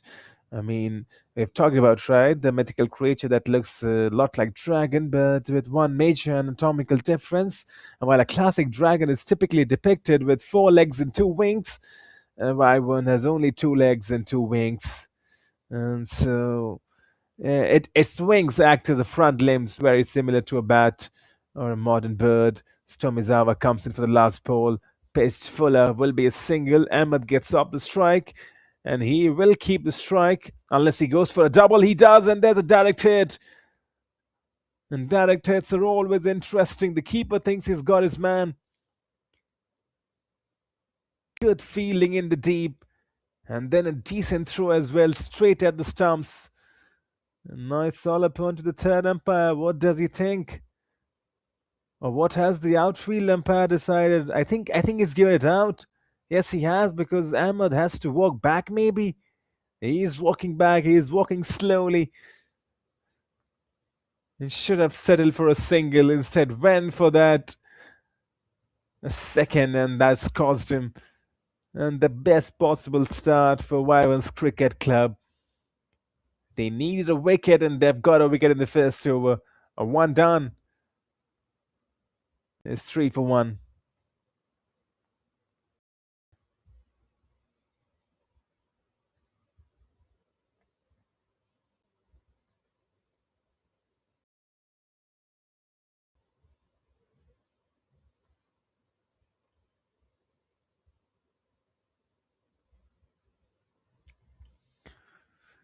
Well, the best stars for Wyvern Cricket Club, but probably not the same for Rising Stars. They would have wanted to just strike a partnership. And once again, now the first wicket falling in, there could be a bit of, a bit of nerves, a bit of uneasiness in that dugout, because remember, Rising Stars Club, they are prone to getting, stuck. And once wickets start falling, they do get stuck. But the good thing is that the target is not a lot today, so they can actually take their time. Now the second over coming in. Oh, tries for that wild swing. I think it's going to be a wide ball. Yes, it is. Probably just a bit too off. Has to just bring his line a bit inside. The length is good, to be honest. He's bowling in that good length area. But with the first wicket down now, the Wyverns Cricket Club, they will think that they've got a chance. Oh, good pace. This one comes inside. The previous one was a wide delivery, probably too wide, too offside, but this one came sharply inside. And Toha, the new batter, he has to be on top of his game, because Wyverns Cricket Club, they will look to exploit, and they will look to once again get some more wickets. Kubota, the left arm bowler, good technique from Toha though. The ball was slightly drifting onto the legs of Toha. And didn't take any real chance, just nudging it. A tap and play for a dot. But you can see Kubota is adjusting his line and length. The first ball was too wide. The second came inside, and the third now drifting onto the pads, onto the legs and the body of Toha. It's going to be really interesting where Kubota goes for this fourth ball now. Oh, once again, following the batter. Toha trying to make some room for himself. But Kubota, he's following him, and that's probably one of the best lengths to bowl in cricket, right? You see the early West Indies bowlers, when the cricket was not so much evolved in rest parts of the world, when you had West Indies dominating in the 1970s and 1980s, those bodyline bowlers were really famous. And Kubota is just sticking to the body right now. This time around goes wide, and it's too wide once again. So he's probably doing the right job, sticking to the stumps, and that's what he needs to do, Kubota. Sometimes a bowler wants to have some variation, and that's really essential in T20 cricket. But I think if he's sticking to his natural length to the stumps and to the body, and maybe if you want to just give a bit of width, just restrict yourself going too wide. Once again, that's even wider. So Kubota has to definitely make sure that he gets probably something right. Either he changes his end now, Kubota, or he sticks to the stumps. Either of those two things. Because we have seen that's the third wide now in that attempt to probably bowl in that channel, right? Try to take that ball away from the batter from Toha, but that's the third wide, and each and every run matters right now for the Wyverns Cricket Club. Kubota will continue the left arm. Oh, beg your pardon, the right arm. And this time around, takes an edge. It should be in the gap, but it's 4 runs. The first boundary for Rising Stars Club. Just gently opening the face of the bat. Toha is earning 4 runs for it. Gets off the mark with that. So what's happening is that Kubota has got a lot of pace, the right armor, and Toha is using that pace. There's a slip in position with the third man. That region is vacant, and that's where Toha played it. Good comeback. Good pace and good line and length. This is what Kubota would have wanted. That's the test match area that you're bowling to a left-hander. Kubota, the right arm pacer. He's the first serious pacer we have seen that's bowling at a good pace right now. Most of the bowlers for Rising Stars Club are medium paces, but this is a real fast bowler on display. Kubota. Onto the pads, flicked away fine. It'll only be a single. There was protection available. Good captainship though to have the fielders. If just played towards that mid-wicket region would only be a single end of the over. Kubota, very interesting and adventurous over comes to an end. And 2 done. It's 11 for 1.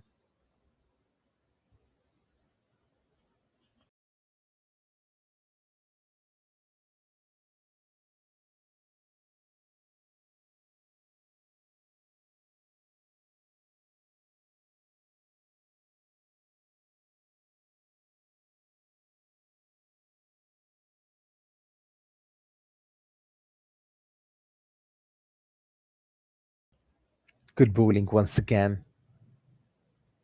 So it's been a bowler's paradise so far. We have seen a lot of wickets falling in, and that's what the Wyverns Cricket Club and their supporters would want. A lot of wickets. Oh, this is probably an edge. That's what the slip fielder, the keeper, and the bowler believed. But the umpire takes his time and then signals for a wide. That was close, to be honest. Oh, well, they cannot believe it now. Neither does the slip fielder nor the keeper, and the bowler certainly does not. He's indicating the umpire that there's a certain nick onto the way that cannot be a wide because he's signaling that took a leg, right? That took a deflection. Probably signaling a leg by. Tomizawa will continue. He cannot overrule the umpire's decision, pulling over the wicket. Well, Toha looking for the big shot, does not get the connection. And you've seen that happening, right? Players going for those big shots, but unable to make the connection.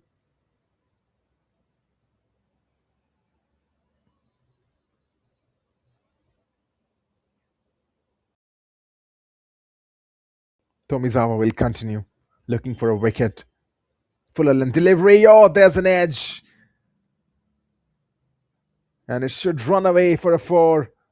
Good fielding, I believe, in the end. Should be at least a couple of runs saved, but the keeper and the slip fielder probably were caught in two minds. You never know whose catch that was. I think the keeper's.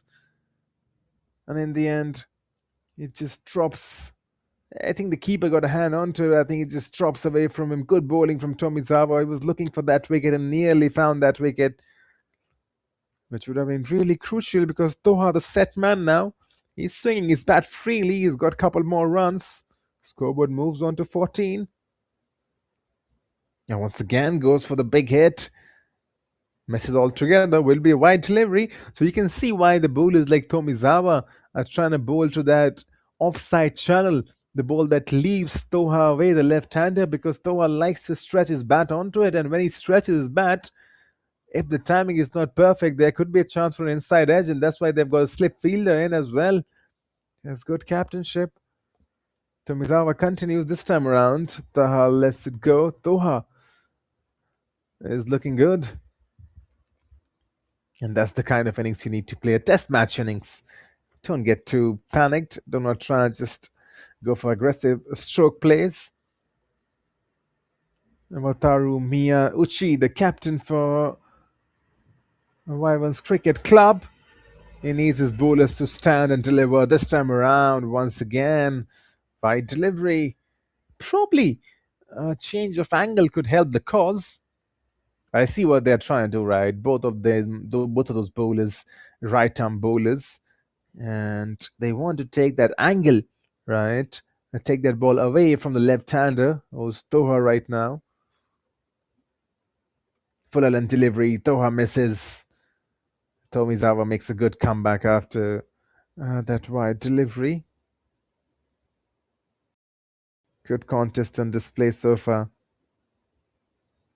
Both the batters have yet to probably get those free-flowing shots. Khan has played really less. He just played 5 balls, only 1 run.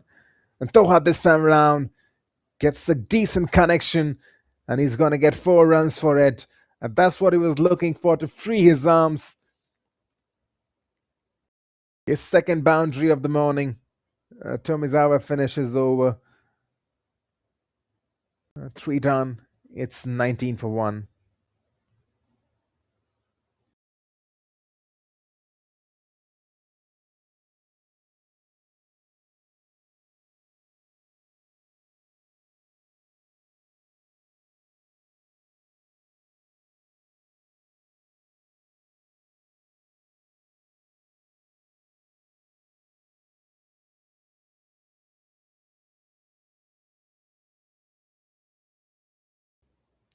It's really important and really interesting to watch as well, that there's a stark difference between the two teams, the two captains, and their approach. When Rising Stars Club were bowling, they started with spinner, and they probably continued with spinners, right? Khan continued alongside his counterpart, but Wyverns Cricket Club, they've gone with 2 paces. Tomizawa alongside Kubota, who's continuing for his second over, slip in possession. Wide delivery, Kubota has to get his line length right. 3 wides in the previous over, now starts off the over with a wide. He's got decent pace, Kubota, but he's got to just pace. And I think that's what will happen when you start playing cricket and then you start getting better at it. And when you've got good pace, it's very normal that the balls will probably stray left or right and could go for wides, but that's what control comes when. That's when you got to just practice your art. And I'm sure, I mean, Kubota, I think he's the paciest bowler I've seen so far in this game between these two teams. And if he keeps on practicing his line and length, he's going to be a handy bowler for Japan. Yes, Kubota once again. Oh, this is a good swing on display. Will be a wide, but that should give him a lot of confidence because the ball left the batter. There was short pitch delivery, probably left the batter a bit too much. So he's got the skills in his arms, right? This lad Kubota just needs a bit more control, and I'm actually rooting for him. Would probably want him to see and probably want him to develop even better, because you always get excited when you see pace bowlers were bowling quick. Kubota continues. Good bowling. This is the kind of length he wants to hit, and this is the kind of length he needs to hit consistently. You see, close to the batter, into that. I think that was in the good length and the short region, in between the good length and the short region. And that's the kind of area where it's really difficult for the batter, because he wants to play it on the back foot, but he's not got much room to operate on the offside. So he's probably got to whack it straight, right? Oh, this will be a wide delivery. He needs to get a bit more control, Kubota, right now. But it's helping the Rising Stars Club. They're getting runs of extras. They've already got 2 extras in this over.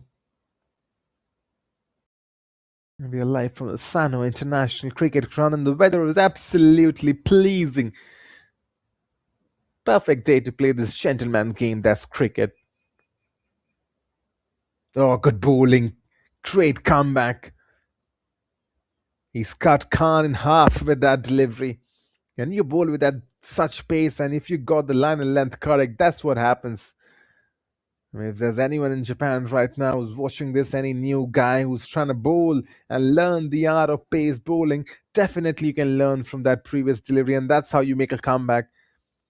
2 wides, but 2 really decent deliveries from Kubota. Once again, a wide though. He's really struggling with his line length. But when he gets that right, it makes life really difficult for the batters. Toha's 11 from 12, Khan's got 1 from 6.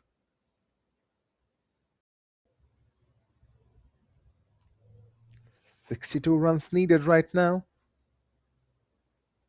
Oh, goes for the big hit. Decent connection, and that could be the first maximum of the day. It is the first maximum of the day. It comes from the bat of Kayesh Khan. Takes on Kubota and takes him on really well. Shot ball and punishes him, gives the treatment towards that deep mid-wicket region. Sails flying for a 6.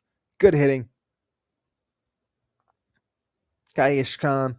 Interestingly, he opened up the bowling for the Rising Stars club, and now opening up the batting. He's got the first 6 of the game. The Rising Stars club, they do not look like a team that's at the 6th in the points table right now, just one above the last place team. That's the Tokyo Dragons. They're batting really well and they're bowled really well. And sometimes, points table do not do justice to a team. And probably that's what's happened with the Rising Stars club. Look at the way they're striking right now.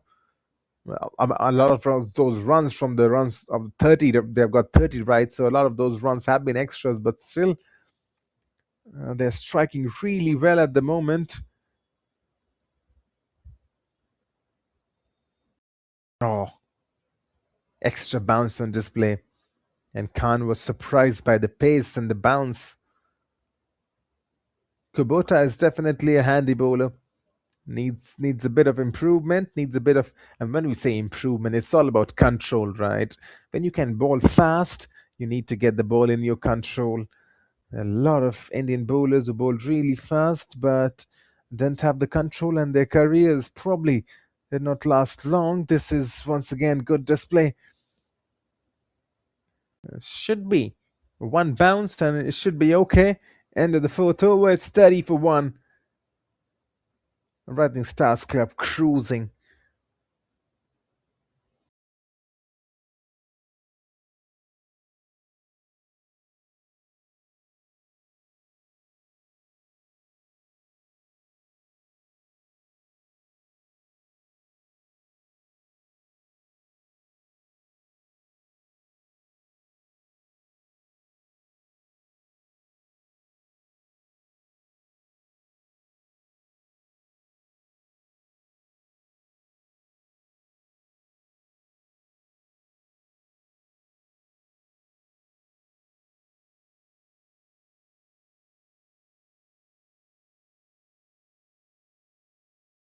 We're back again into action. This game seems to be really well settled in for the Rising Stars Club. 4 overs, 30 for 1. After that early setback, the run out, the Toha on strike. There should be a wide delivery, and it is going to be a wide delivery. What has the umpire decided? Is that a no ball? I think he signaled for a no ball, I believe.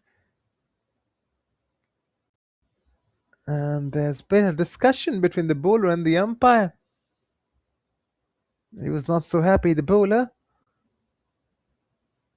But now definitely he has to agree with the match umpire.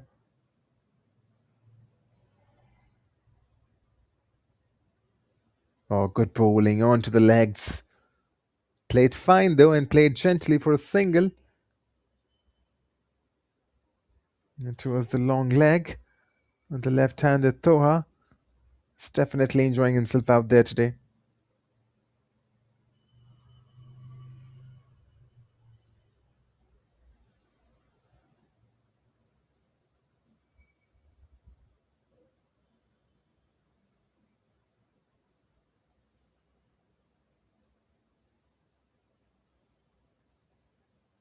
Well, the target is not that big, to be honest, so each single run that goes by in the tally of Rising Stars, they would be really happy with it.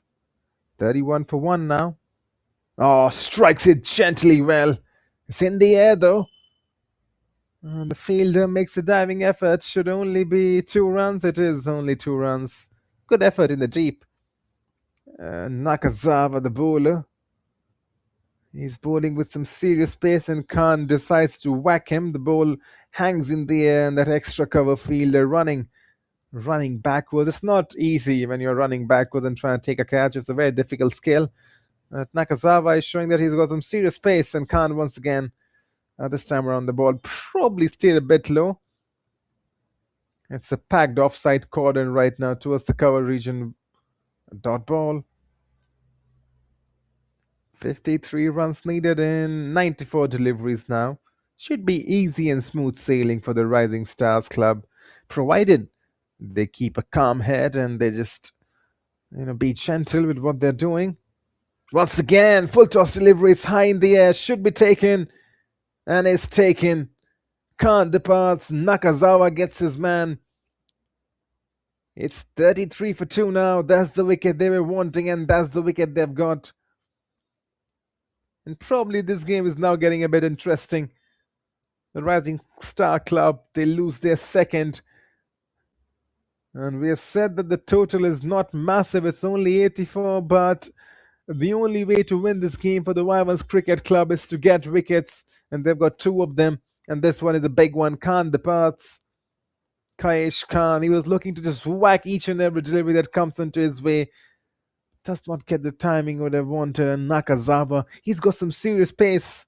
And Nakazawa, and that's why I think Khan does not get the connection that he needs on the ball. It was a full toss delivery, low full toss delivery, swings his bat. And the ball hangs up in the air. Good catch in the end. It's not easy when the ball is hanging up in the air, it's coming to you. Kudos to the fielder. It's a good job.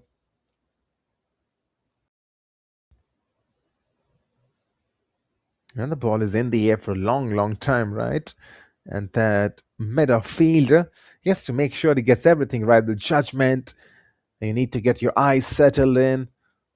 And always there's a belly, there's a nerve in your belly when the ball's high up in the air, no matter how good a fielder you are. But those are the few things that you got to master. And now Nakazawa gets his first wicket. New batter in, slip in position. Nakazawa, last ball of the 5th. Oh, there's a small appeal. Should be from his legs, I believe. It is the end of the 5th over. 33 for 2, the Rising Stars Club.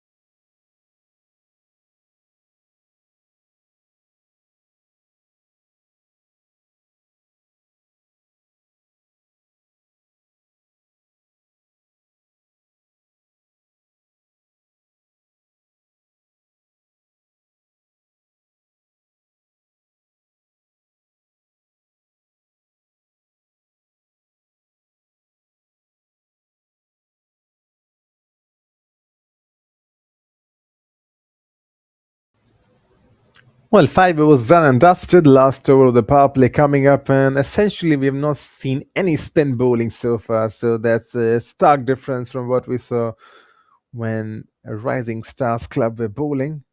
They got 2 spinners early on. A change in bowling. Oh, the fielder misses only a single, though in the end there was protection in the deep. Nakazawa continues. Beg your pardon, there's not a change in bowling. It's Nakazawa who's been brought in.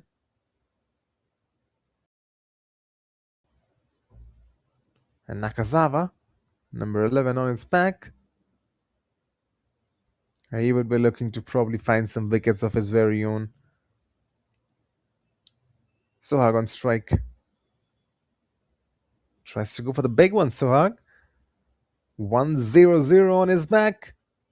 Well, definitely he's not going to get an opportunity to score a century today, but he's already bowled really good. Got an important wicket, got 2 important wickets, I believe, Sohag. Got to check that once again. But now when he's batting, he's got to make sure that he does the job for his side. Onto the legs, gently played. Does not want to take any risk. Also, Hag, when he was bowling, he bowled 4 overs, 18 runs, 2 wicket, economy of 4.5. So he's done his job with the ball, now with the bat. Or steps down, takes the aerial route, and should be a maximum. It is a maximum, the second six of the morning. And it's Sohag who's on the charge. Never ever in doubt.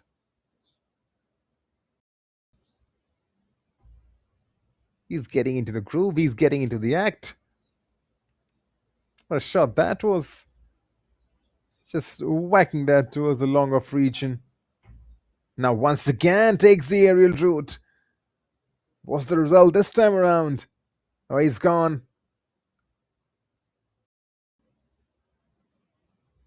In an attempt to probably close the game early on, Sohag got a maximum on the previous delivery. This time around has to depart. Well, the idea was absolutely correct from him. He was going for those big hits. Probably playing T20 cricket as it is meant to be played. Just go out there and whack and just go for absolute carnage. He did entertain in the brief stint he was on the pitch, but the third wicket falls down for the Rising Stars club. They're scoring runs, but the wickets are also falling in, and that's the positive for Wyverns Cricket Club.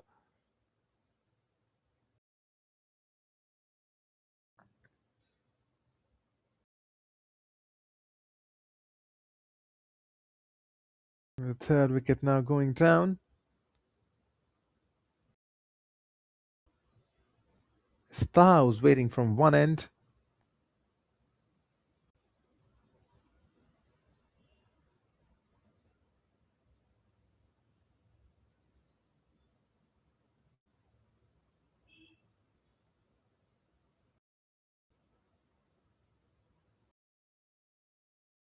And good bowling though from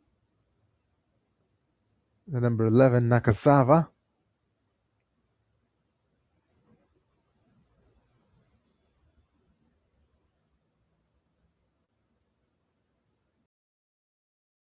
Still 43 runs required, and it's the end of the over. 6 down, it's 41 for 3.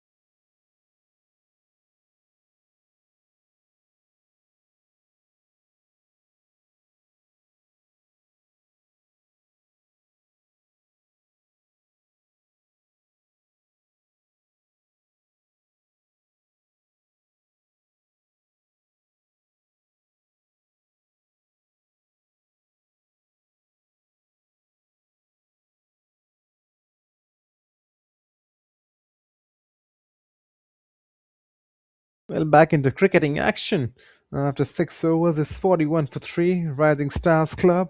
They don't need a lot of runs, and they've got a decent start. 53 runs required in 94 balls. Good delivery. Yorker. That's the kind of ball you want to have when you're starting off.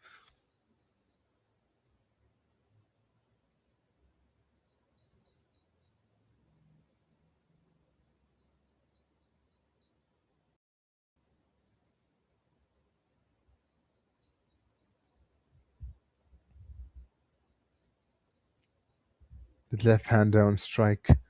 That's again a fuller length delivery. Good bowling. Have to continue bowling in the same line of length.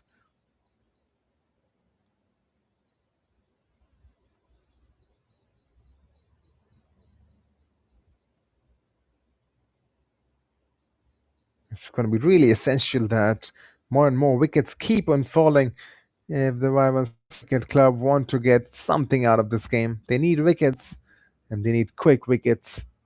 Probably 2 or 3 more wickets.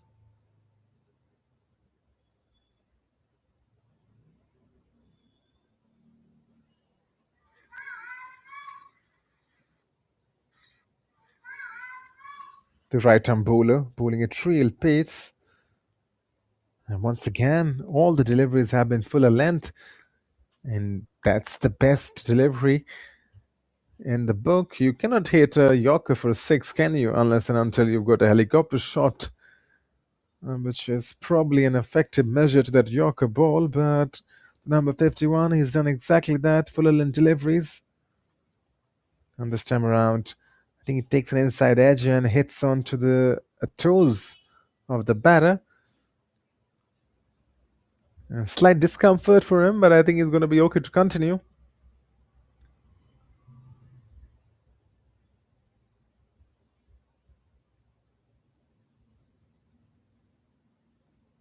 It's been a good over so far. 4 dot balls.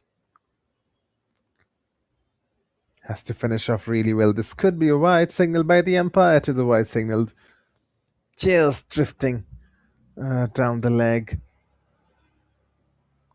And that's the kind of areas wherein the Wyverns Cricket Club probably need to improve just a little bit.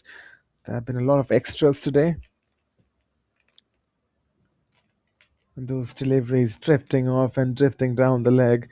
When you've got a low total of 84, right, you got to be very precise with your bowling. They've picked up the wickets and they're bowling really good, but those extras not helping. This has been a good over so far.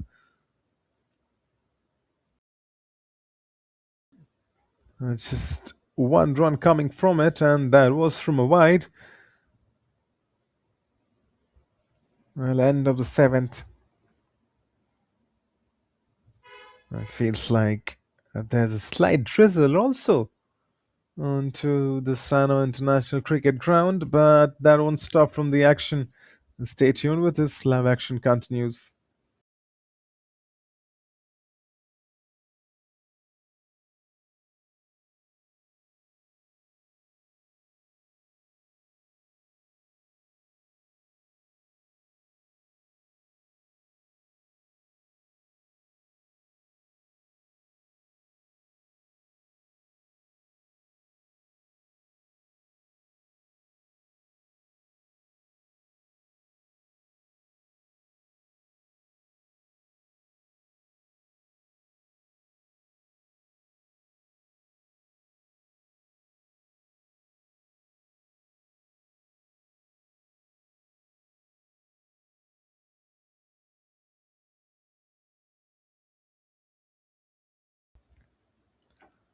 Well, back in cricketing action once again, and this time around the keeper has come a bit closer, so the medium pacer trying to just exploit something out of the pitch.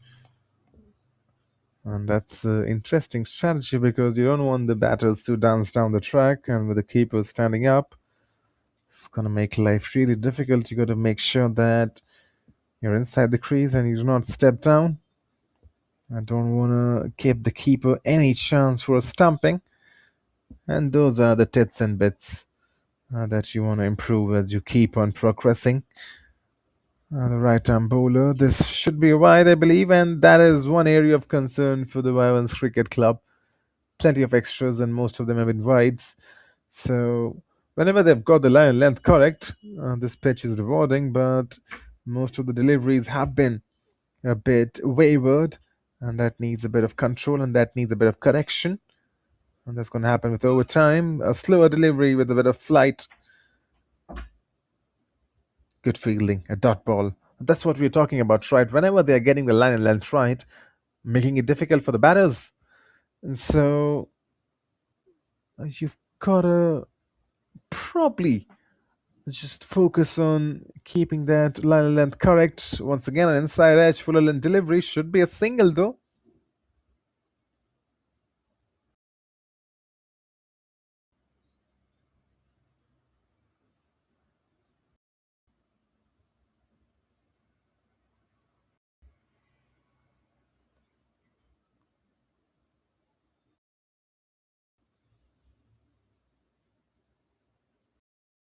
The left arm batter now, or should I say the left hand batter now, on strike.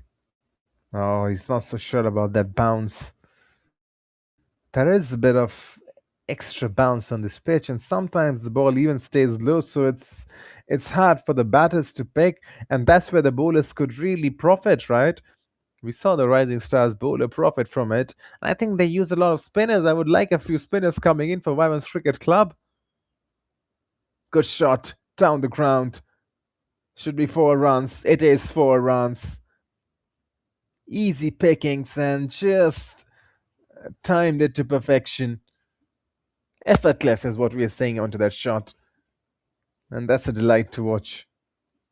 If you can play shots of that caliber, everyone's gonna be impressed. Really clean hitting. I love to watch that, don't you? You've tuned up in the morning from wherever you're watching across the globe and you see clean hitting, I'm sure you'll be happy. And once again, goes for the big hit. This time around, the connection is not so perfect. Good fielding. Really good fielding. With the dive. And then the way he just wasted no time onto the dive. That was a clean dive, right? Just effortless. The previous shot and this one, the fielding. Both of them, the same word to define it, effortless. It was hit towards the cow corner region, and the fielder had to make sure he gets onto it because he was the last man. There would have been a boundary if he missed it.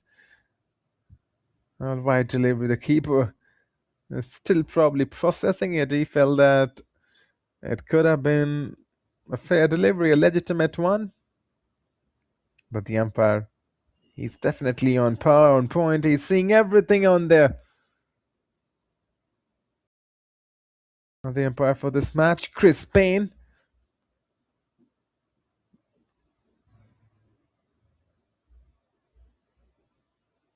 And that will be the end of the over. Safely negotiated. He's got a boundary in this over, finishes off with a dot. And now the Rising Stars Club inching closer to their first victory of the JCL T20. Stay tuned, live action continues.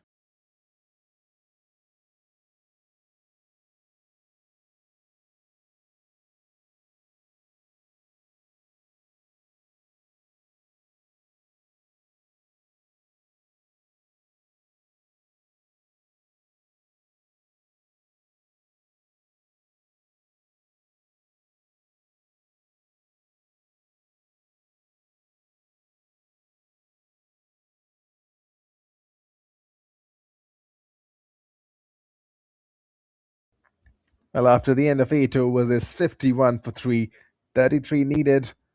And here we go once again. A bit of pace on display, gently timing it. That should be a single. And no real trouble for the left-hander. Just plays it gently towards that mid-wicket region. Never ever in trouble.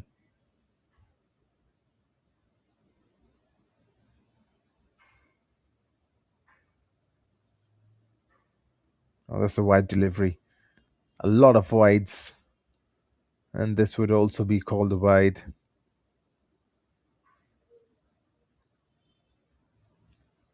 And that's where they have been hampered today. The Wyverns Cricket Club. Sure, they'll definitely work onto it. Oh, good bowling. This is what we have been talking about. Whenever they've got the line and length correct, this is the result. And definitely those wide deliveries hurt them, but this is what they would like to work on when they come on for the next game. Tremendous bowling after that wide. Good comeback. And once again, fuller length. That's the widest Yorker you want to bowl in a T20 match. Not too wide, just exactly in the spot that you want to bowl in. Away from the batter where he thinks that this ball might leave him and probably be a wide, but it's just inside the line. Two really good balls. And once again, a bit of... I think the ball stayed down a bit, and that's why the umpire signals it to a wide. And that has been a concern. Two good balls, and then Once again, a wide. Doesn't matter for the Rising Stars club. The scoreboard keeps on ticking for them, and they're inching close. 30 runs now needed from 69 balls. Swing and a miss. Good bowling, good comeback. We've seen that frequently. A bowler bowls wide, and then he comes back. Nakazawa this time around was bowling. Into his third over now, Nakazawa.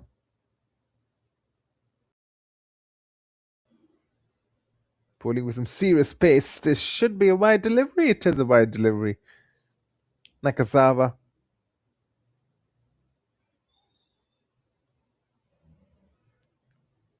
Into his third over. But those wide balls would not help his cause. Bowling to Khan, who's still on strike. Kaish Khan, 10 from 18. He's been supported by Shimul. This time around, the inside edge. The fielder is stationed at third man. He's going to stop it, definitely.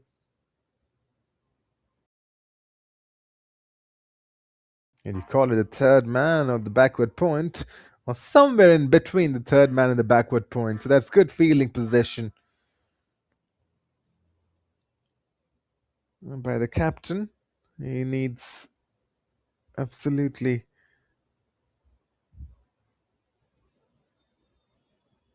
no introductions. And right now, the scoreboard is comfortably ticking towards the victory for the Rising Stars. 28 runs needed. I'll try and steal one more single, but the fielder is positioned and stationed at the point region.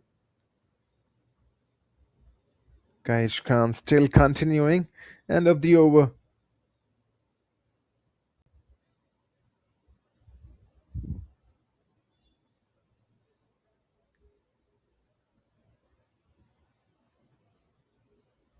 And 9 overs done and dusted.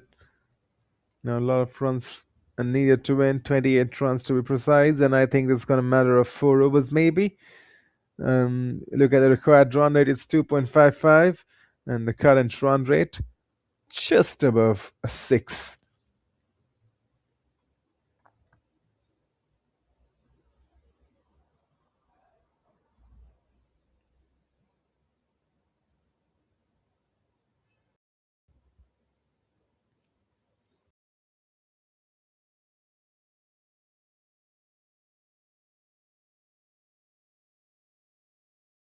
Nine overs done, 56 for 3. The Rising Stars club inching closer to their first victory in the JCL T20.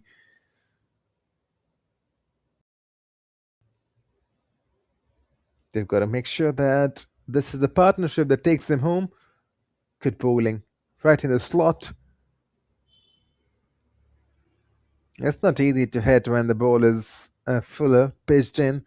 You've got to make sure that you get the decent connection.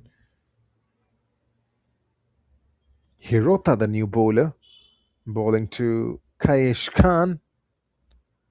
Kaish this time round opens up the face of the bat. There should be a single, I believe. It is a single, 1 run. Kaish Khan gets off strike. He's there from the beginning. Kaish Khan. Hirota continues. The right arm bowler. Oh, this time around lofted really well. Is in the gaps. Oh, good fielding. Really good fielding. Covered up some serious ground. That ball was inching and inching closer to the boundary, but cut off at the last second. That's commitment to the cause. Even when probably you know that team is losing, gotta make sure that you give your 100%. Love that effort. Take nothing away from the shot though, and this one is in the air. Lucky for him, the fielders were probably a bit behind. Shimul has got 10 runs from 15 deliveries. He supported Kaish Khan really well, Shimul. Hirota once again in the bowling attack. Lofted and clears the fielder. 4 runs. Powerful stroke hitting from Shimul. The ball was there for the hit, and he does not miss. Towards the mid-wicket region. 4 runs for him. He's a happy man right now, Schimmel. And they're inching closer and closer. 21 runs needed now, just 21. Schimmel moves on to 14 from 16. Last ball of the 10th over. Here's Hirota.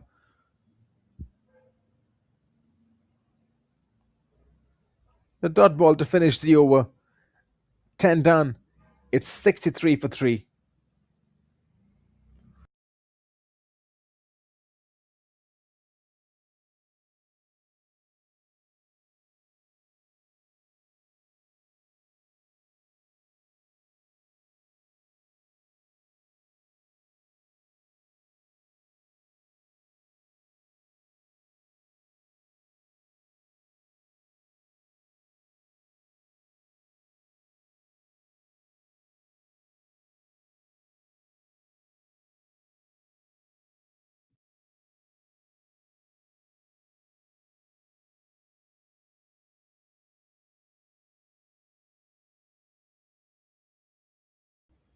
Now, finally, after 10 overs, we've got the first spin bowling attack coming in. And the captain has decided that his pacers have done the job. It's now time for the spinners to weave their magic. Very contrasting to what we saw when Rising Stars Club were bowling. They got their spinners early on, flighted delivery, and he's been punished. Full toss, length and offer, good stroke hitting, 4 runs.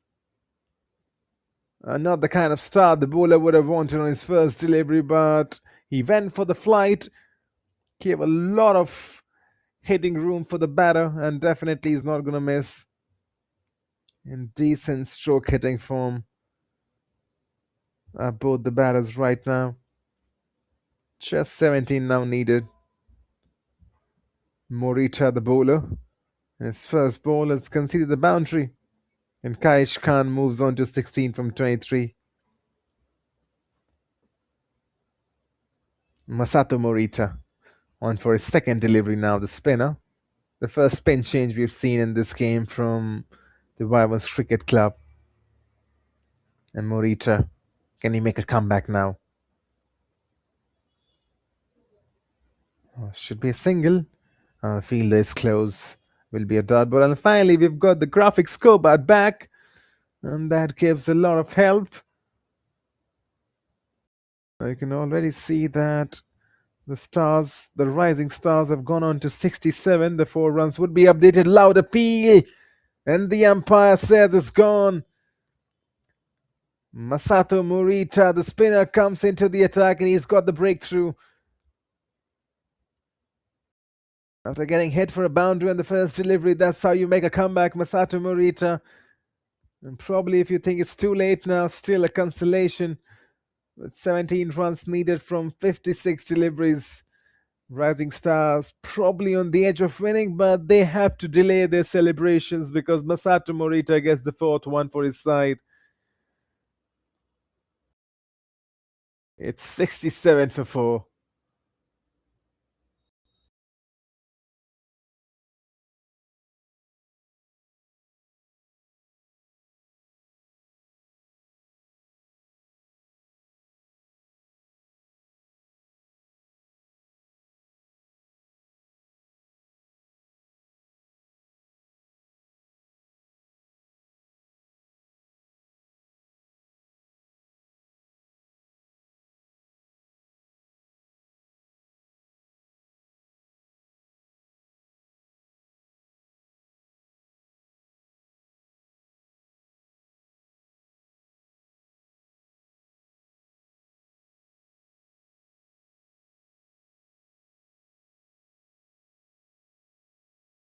Masato Morita.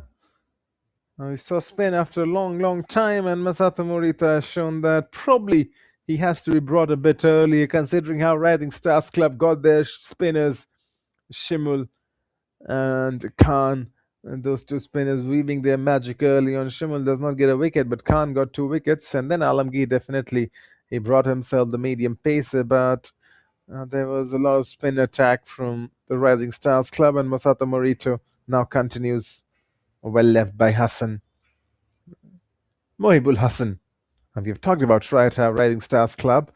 founded by the Bangladeshi diaspora in Japan, founded in 2014. You can see the significance of the side, how quickly they rose into prominence. And those are the kind of stories that cricket loves. Flighted delivery. It makes it into a full toss. Should be a single only. Yes, it is. So that's twice now the Masato Morita has tried to go for those flighted deliveries, but those have turned into full tosses, which are very easy pickings for the batter. That's one area where he needs to improve. And I'm sure with regular cricket and with regular practice, these guys are going to be a lot better. The Wyverns Cricket Club, they've got some good bowlers. All they need to do is find a bit more control. And those fingers and those wrists will get stronger and better. This time around, Rumanova whacks it. Good fielding, though. Has he prevented the boundary? Yes, he has, I feel. Diving effort. It was played to perfection towards that square leg region. Should be a couple of runs, and that would be the end of the over as well. As the Rising Stars Club inch closer to their first victory in the JCL T20. 11 done, 70 for 4, 14 needed for the Rising Stars Club.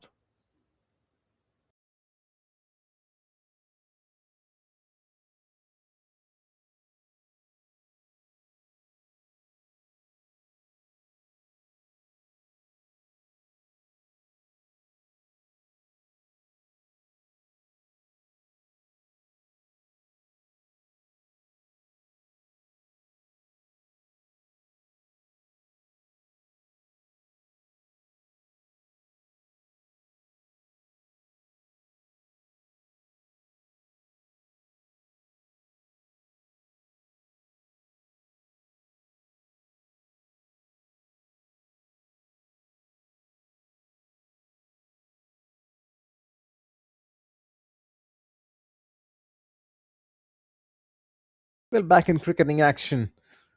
Just 14 required now, and this could be the over where Hassan decides to finish it. He does give himself space and cuts it to perfection towards that point reach, and 4 more runs and only 10 now required. Hassan joins the party. He welcomes the new spinner with the boundary.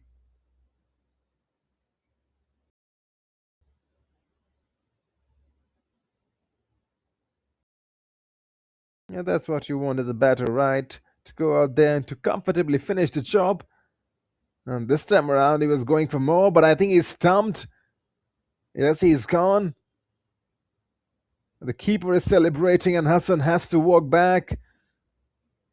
Good bowling. Just after conceding a boundary, the next ball gets his man. That's the kind of courage and character you want from your bowlers. 5th wicket down now. As Kanu picks up his first. And is this the start of a comeback? We've still got 10 runs remaining. We have seen dramatic collapses in cricket. With 5 wickets still remaining and only 10 runs.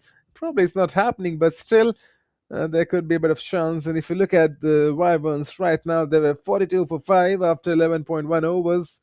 Their possession 74 for 4. And they are going really well right now, just below 7 runs per over. Just have to make sure that they don't lose any more wickets from here on and just finish the game early. And that would give their net run rate a huge boost. Currently, 6 in the points table, 4 points will mean a lot to them when they get this victory today.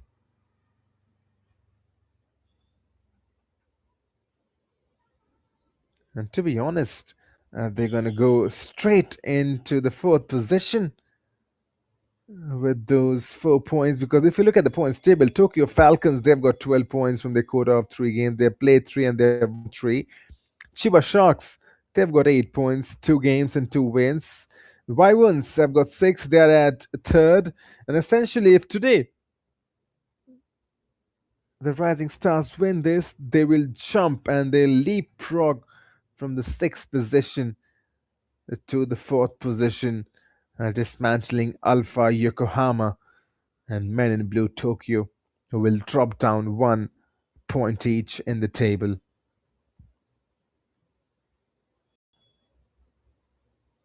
It's going to be really crucial now that this game does not slip away from the hand of the Rising Stars Club, which most essentially it is not going to slip away because the captain Alamgir has come onto the crease. He's got to make sure that he takes his team to the finishing line. There's a different type of satisfaction when, as a captain, you can take the team to the finishing line. And Alamgir would definitely like that. And he's been cautious in the first few balls he's played. Kano finishes over, conceded a boundary in the first ball, then got a wicket, and then the next 4 balls were dot. Too well done. It's 74 for 5. 10 still needed.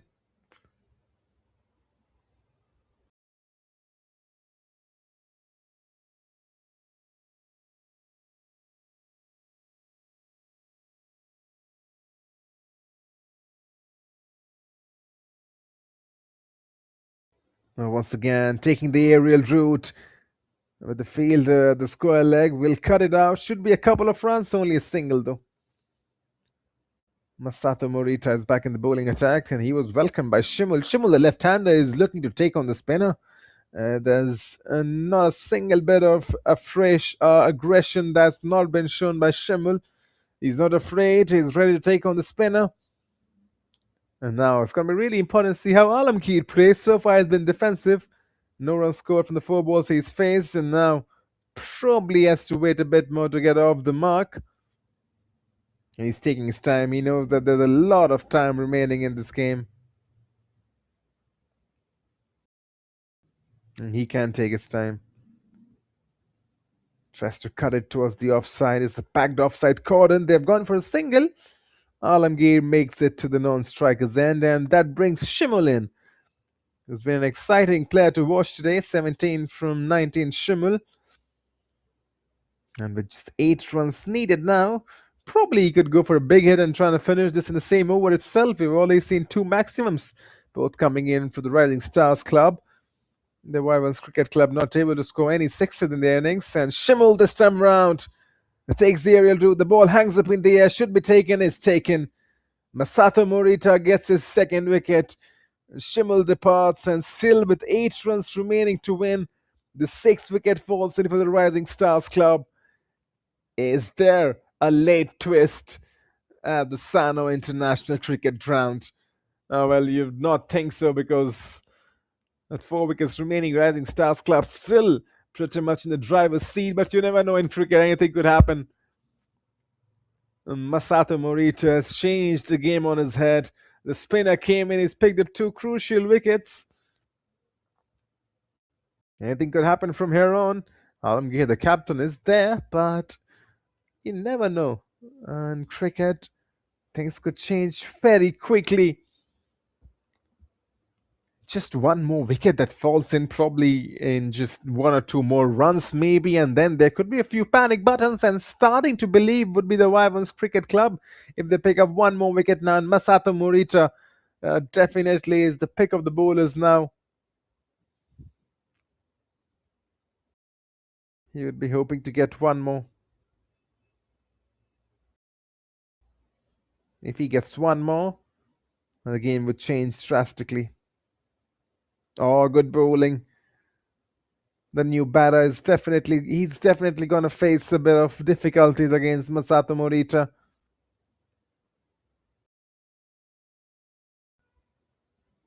He's got a slip now. That's good decision from the captain. Dot ball. And a good over comes to an end. 2 runs and a wicket. 13 done. 76 for 6. The Rising Stars Club. They still need 8 runs to win their first game of the JCL T20. Stay tuned. Live action continues after this short break.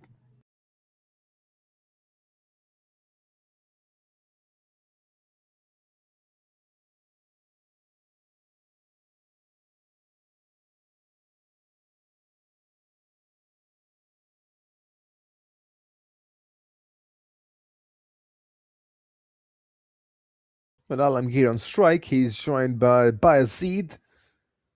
More spin bowling coming in, flighted delivery. Alamgir takes no real risk. Rahil Khan continues.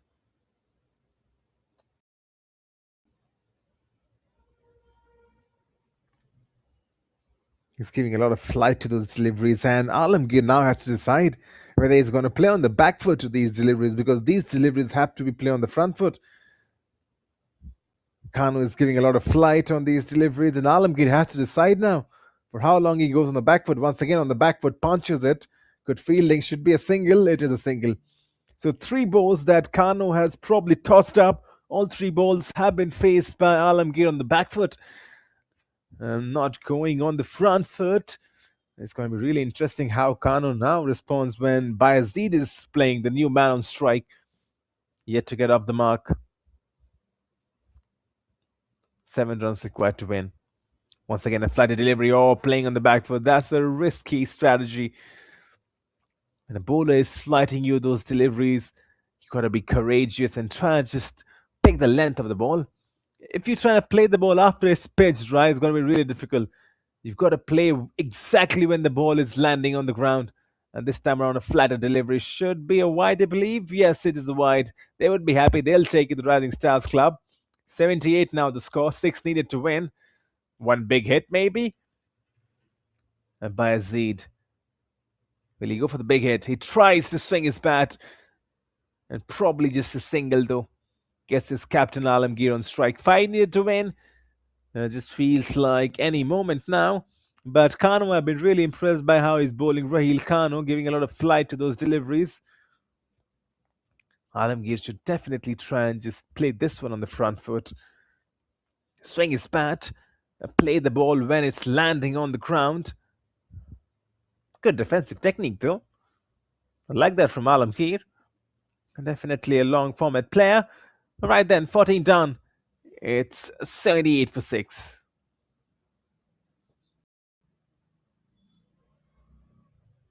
I beg your pardon. 14 done is 79 for 6. With just 5 runs remaining to win this game for the Rising Stars Club, which will essentially be their first victory in this tournament.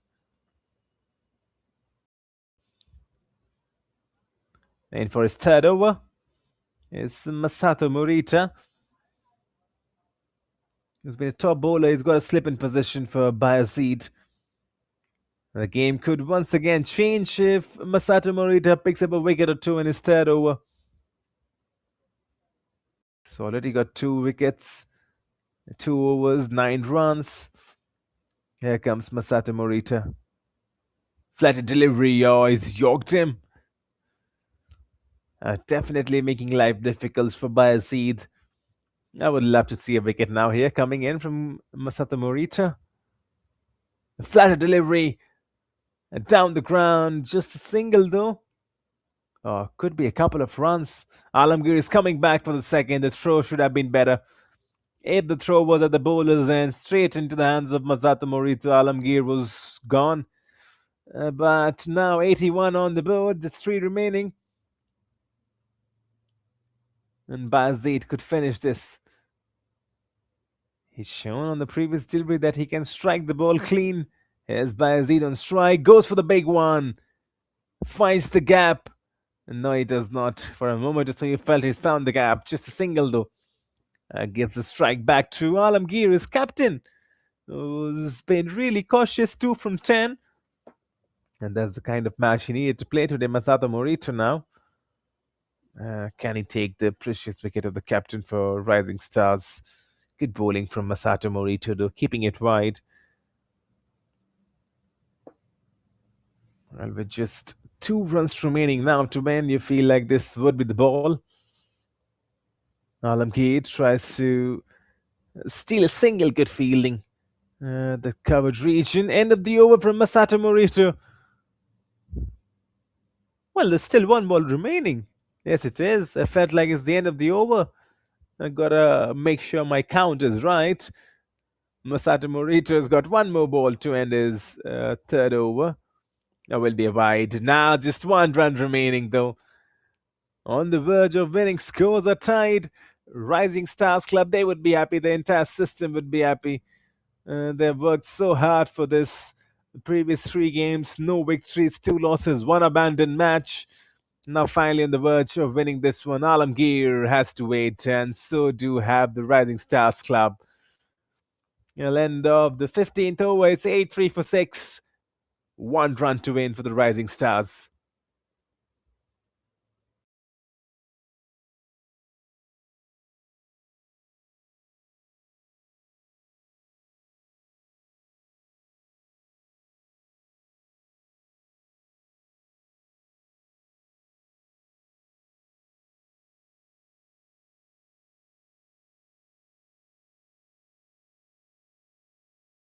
Back again as it's Rahil Kano in what would be the last over of the game. I'm sure the match would be finished with just 1 run remaining. Goes for the big hit and he's bowled him. So there's still some drama left in this game. Rahil Kano in the bowling attack. He's yorked by Azdeed and he's got the 7th wicket for the Wyverns Cricket Club. But this game is still alive. Probably a hat-trick maybe could keep this game alive now. And it's really possible because the next batters would be tail-enders and Alamgir, the captain, is stranded on the other end. So if Rahil Kano probably gets something of a magical spell, is what we call in cricket, right? It could be really possible. But for now, 7th wicket down. The odds are heavily favoring the Rising Stars club. They need only 1 run. But the Wyverns Cricket Club have shown that they've got the capacity to pick up wickets. And they're a solid side. Even if they lose this one, they'll still be 3rd in the points table. The Rising Stars Club will jump on to 4th. They started the morning with 6th on the points table. Now if they win this, they'll be 4th in the points table. They have to wait for it. Just 1 run, but the wait continues. Kano gets his 2nd wicket. Once again, the spinners have done the job. They've picked the 4 wickets in between them. Morita and Kano. This time around, in the air. I think that's a bump ball. What a story that would have been if that was not a bump ball. Right then, this could be the ball. Islam on strike. And Islam to give Rising their first win. Well, the wait has to continue. The wait has to continue as Kano is definitely bowling the best overs in this game. Got a wicket on the first ball and then 3 dots. Once again, a flighted delivery. Once again, a dot ball. So he's got 5 dot balls in the over. Also picked up 1 wicket, Rahil Kano, dragging the game really late. Islam on strike. Could he finish it? The answer is no, he cannot, and he gives the honours to his captain, so the game will be dragged into the next over as well. Rahil Kano made an over with a wicket onto it. He's been brilliant in the quarter of 3 overs. He's bowled 7 runs, picked up 2 wickets. 16 down, 8-3 for 7, the Rising Stars club. 1 run needed to win.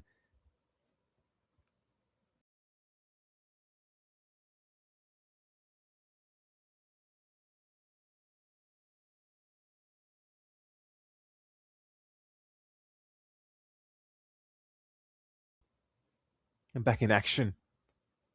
And the Rising Stars, they need 1 run, and it's the captain, Alamgir, who's got the honours.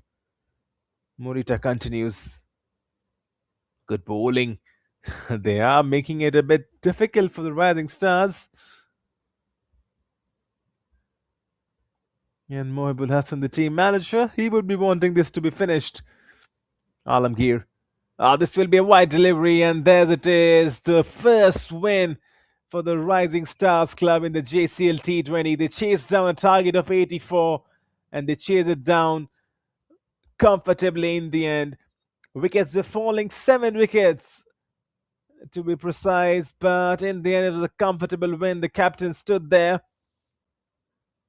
Good bowling displayed from the Wyverns Cricket Club though. Even though the score was not massive, their batters did not help the bowlers. Probably not big favours, but still defending 84. They got 7 wickets, right?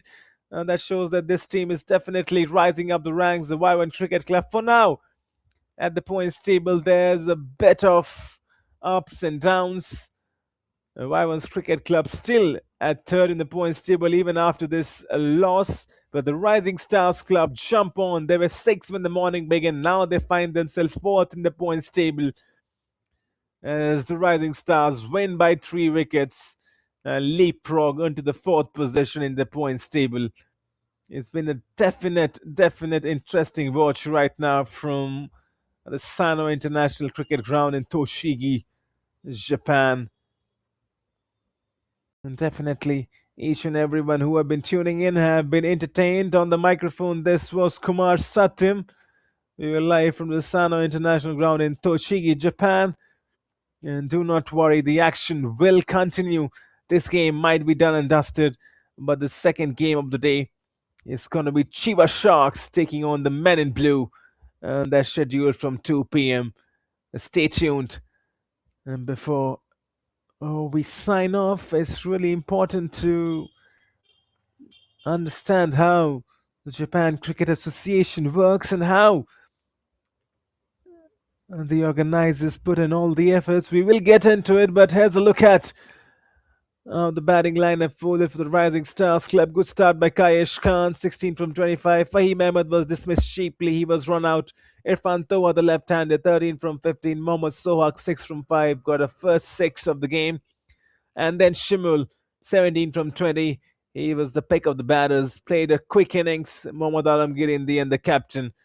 2 from 14. All he had to do was stand over there, and he did stand. 20 extras. That is what has defined the bowling from the Wyverns Cricket Club. They were good, but those extras hurt them, and they hurt them costly. On a day when they had very less runs on the board, 20 extras definitely did not help their cause. And Rising Stars Club, even though they were losing wickets in the end, winning comfortably with 23 balls remaining, winning the game by 3 wickets, essentially picking up their first victory. And they would be really happy. That's the kind of games that you need to get the squad gelled in together. But batting wise, they need to still improve. And for the Wyverns Cricket Club, Tomizawa, 3 overs, 1 wicket to his name. He was a bit expensive, 19 runs, economy of 6.33. So was Kubota. Both the paces were expensive, 2 overs, 18 runs, economy of 90 wickets for Kubota. And then you look at those spinners, right? Morita Masato and Rahil Kanu, 2 wickets each.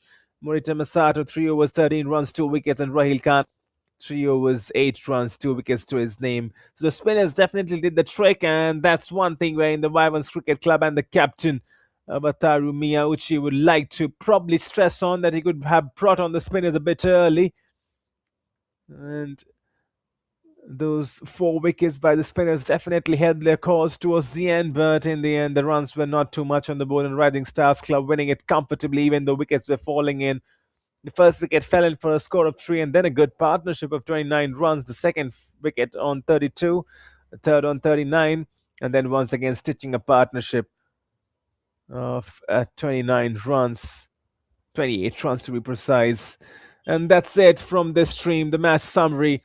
It was the Rising Stars Club who won the toss. They decided to bowl first, bundled out the Wyverns Cricket Club for 83, and when they came on to chase, won the game with 23 balls remaining and won the game by 3 wickets. Kayesh Khan alongside Shimul and Irfan Taha were the pick of the batters. In the bowling department, Kayesh Khan once again shines, 4 overs, 12 runs, 2 wickets. Alamgir, the captain, has got 2 wickets as well, alongside Mohammad Sohag and Asif Limon picking up 1. A lot of learning, a lot of improving for both the sides, but this one is done and dusted, and this one has been a tight watch. Stay tuned with us on the microphone. My name is Kumar Satyam. The next game would be Chiba Sharks versus Men in Blue. That starts at 2 p.m.